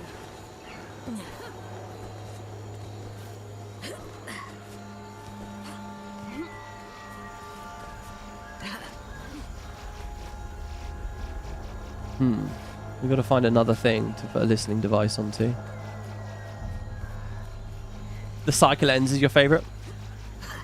Yeah, I mean, the cycle lens just by default has to be everyone's favorite, right? Because it is like the moment. Or one of them. Like, even if you don't like the music, you have to respect what the music's position is within the product and know that it's at an incredible, you know, apex. They're on top of their game. You usually focus on class mechanic stuff because others have done the boons. The ones you do for quickness and alacrity traits in order to remind the player if they drop off. And what do you favor in terms of those effects? Do you favor the ones that just dump them in the middle of the screen and call it a day? You can handle a skimmer, right? I got assigned to collect magic samples out here, and I'm in over my head. Do you know the one that I feel like would be best? Would be a big help. You know, I talked on the other episode about like when you're standing in a blue VG. It goes beep beep, and you get the blue outline. I feel like an Aegis effect that is effectively that, an outline. I feel like in terms of play feel, not necessarily utility and all that, but in terms of play feel, that would feel epic, and I'd get a lot of mileage out of that because it's actually going to feel like you're shielded, right? You're going to feel that protective bubble around the UI, around the client. And I think there would be some magic to that in terms of feel. Obviously, we still run into that issue, though, that's just one boon. And people will want to... Stab's another really good one. I don't know, maybe there's like an elaborate border effect that you can do that has like different layers to it or something. I don't know. First make Kian go. Make sure the damn thing is weakened. I don't want it attacking us while we're transporting it back. Companion golem. I do not have combat functionality. What's going on here? Found some kind of special Inquest golem not far from their base. Followed it out into the woods, then disabled it. It seems like it's got a bunch of unique parts. Gotta be worth a fortune. Ooh, the dog barks. Shut up, Zeke, you stupid dog. Hey! You're going to sell it? To who? The Inquest? The Priory? Seems to be able to think on its own. Someone will pay big for that. Did you ever think that might make it valuable to us? We're not selling it. What? That ain't your call. We earned this payday fair and square. Look, Commander, I respect you, but you've got to understand. We don't work for And to be free. fair, it's not our call. I'm happy to give you the golem. It'd save me the trouble of lugging it around. But you gotta compensate us. You don't want to be relying on angry sailors, trust me. What will it take? Gold is always good. But if you left your money at home, you could always find us something else to sell. Alright, I got a big theory. I got a theory. I've just cracked the expansion right now, by the way. Alright. I think bubbling under the surface of this, I think there is definitely consciousness transferal into Golem's thing going on. Which is crazy that Gorik's doesn't get to be a part of this story. Anyway, I think Vlox is transferred into a golem. I think he's in this golem. This golem. I think this is going to be a Navan-esque twist or a Waiting Sorrow-esque twist where it's they were there all along. This is it. That's Vlox, and he's keeping his mouth shut, but he's very shrewd, and he's going to watch, and he's going to spy, and he's going to just ruin one of our plans very soon. So that's my guess. This is Vlox. There you go. And I'm definitely not making wild speculations to compensate for the fact that I missed Waiting Sorrow last year. Sorry, Fading Aurora. Sorry, Waiting Dawn. Look, this golem is worth plenty, even if it will take a while to sell it. So if you want, you'd better give us something worthwhile in return. Okay. So I could pay a finder's fee, and I bet I actually could do that. But no, what if I'll find you something else? If you can find something valuable, then sure. Ideally something a little easier to lug around too, you know? Golems are heavy. Okay, find an alternative valuable object, or just provide compensation in exchange for the captured golem. So, Aether location, maybe?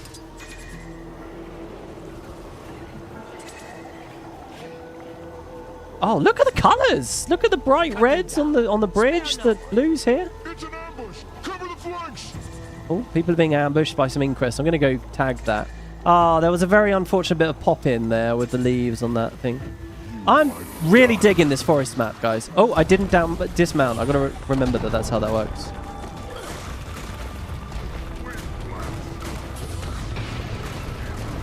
What do we think about Earth's specialized elements here? There you go, 60 bleeds. Still work to do. Your skimmer can heal There's some the wounded drones. animals. We also need to make sure there's no scanners left around. Right, let's heal them by shooting them. Oh, fuck. Oh, God, these... Oh, God, they're going too quick. No, no, God, ah! What's with the floating drone? Oh, we shoot it down? Targets eliminated, Whoa. damage contained. That ended quick. Call that a successful mission. Pleasure working.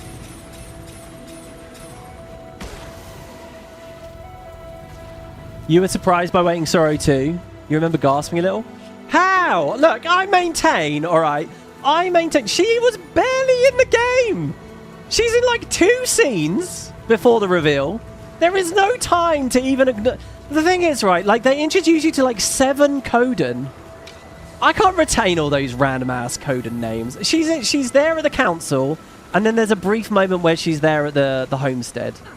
And then they're like, oh, she's ran off. Oh, my God. Like, oh, come on. Oh, I didn't gasp. I barely acknowledged it even happened. Good use for this.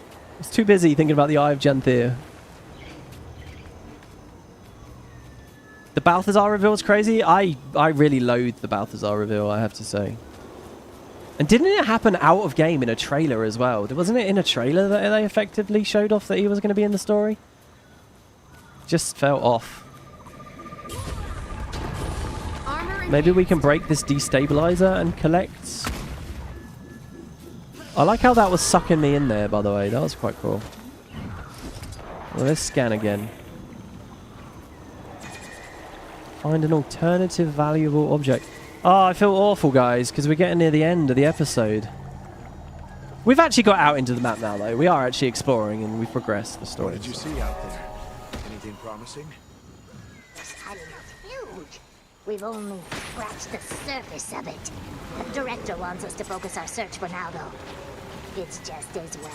Equipment started malfunctioning when we got beyond a certain point. Wow, the technology's failing. Interesting. Let's see, maybe over here? That's also very Sandswept, you know. In Sandswept, you could wander around, there were all the Inquest, and sometimes proximity-based, you'd step near them and they'd talk. And usually about really interesting stuff. And I just had that exact experience here. Oh, here we go, a targeting control module. Maybe they'd like one of these. This targeting control module seems to have been accidentally dropped by a member of the Inquest. Top quality component like this would probably be fetch a good price. Okay, so maybe he'd like that. I wonder if he's going to say no, this is shit, and then we have to find another one. Because whatever this busy work is, it has to be busy work enough to counterbalance the price. I wonder how much the finder's fee is. I'm not going to click it and check. I'll trade this top-end targeting control module for the gun. Hey, this targeting control module should be worth plenty. And it's a lot easier to carry, too. Samples out here, and I'm in over I suppose it'll do. Any you Fine. could grab for The me would golem's be yours. a big help. Thanks. Okay, so we have a PTM now, a companion golem. Oh, the meta's starting, is it? Oh no, you're just asking? Well, you I don't know. Cheap. What can you tell me about the Inquest here? Is he going to follow me? I am PTM, otherwise known as Prototype Machine. No, that's not it. Was it party time, Mac? Focus, PTM. I need info about the Inquest. I apologize. It seems I have been damaged by your friends. Friendly That barking. is kind of you to say. I must return to base for repairs at once. No, I don't think that's a good idea. We have people here who can fix you. I'm afraid I require special equipment for maintenance. Otherwise, I would be happy to assist you. Well, then you just stay put, and I'll go get the equipment. But then you're going to tell me what you know. Got it? That is an agreeable arrangement. Oh, this is good. I like this with a dog. By the way, in chat there, Banjo says, not sure how important to note, WP, but earlier, the Choya and the rifts. We were stopping them entering the rifts rather than Choya arriving. Huh. Good point. I wonder what that means. Let's go help this guy real quick that was talking to us during this. Help Corporal Vicar gather magical samples. Unknown ley magic. Is it like high up? It's a huge area, a huge event area. Like, look at this. By the way, we're going to unfog even more of the map here. Oh, there's a chest over there. Oh no, it's not a chest. Skimming off the top, collected orbs. While assisting researchers gathering magic, collect 50 of these with your skimmer.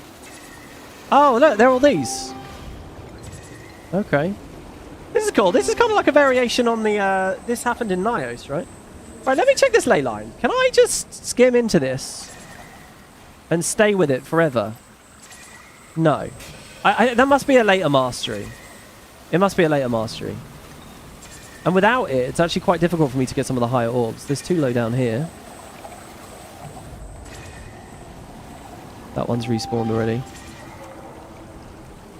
Oh, this map's felt really populated. I think NA has like pulled through here, guys. You can't carry any more. Drop off the magic that you have gathered. Okay. Hopefully, I hope some of these beasts at least taste good. Oh, wow. I'm getting even more here. Armor enhanced.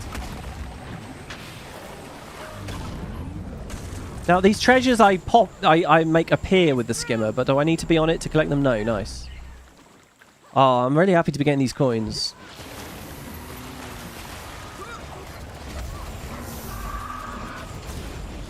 Come by. Oh, so funny. I was just trying to spam fire achievement. Alright, there you go. Oh, and there's a race. Oh, and we missed it. The races are going to end in 10 seconds. We got to do that, if that's the Great Choya race. That wound up less boring than I feared. I'll take these samples back to the researchers. Thanks again. Alright. Okay, guys, I'm so sorry, but it's been 3 hours. We started a little bit late. It's now 11 o'clock at night. I've got to stop. We've got to end here for today. Thank you very much for watching. I would love to see you guys again tomorrow. I feel like I'm doing really badly with chat. I swear there's some people in chat that I've been wanting to say hello to, but I keep missing them. Anyway, thank you to everyone. Thanks for keeping me company. Thanks for the good chat. Any comments or thoughts on anything we discussed? The Rising Guild Wars 2 population, sexy skins, That's my blood. Battlefield, sad stories about your dogs, whatever you want. And yeah, I will be back next time. We'll explore more of the forest. I'm loving this map just as much as I was the other one. We've actually, do you know what? It feels like I spent the entire episode here, but actually we've fucking been loads of places. So yeah, there's the meta, there's the Choya stuff, there's backfilling things in the previous map. Lots to do, lots to see. Thank you, everybody. Lots to do, lots to see. See you next time for the story step, Beneath the Canopy.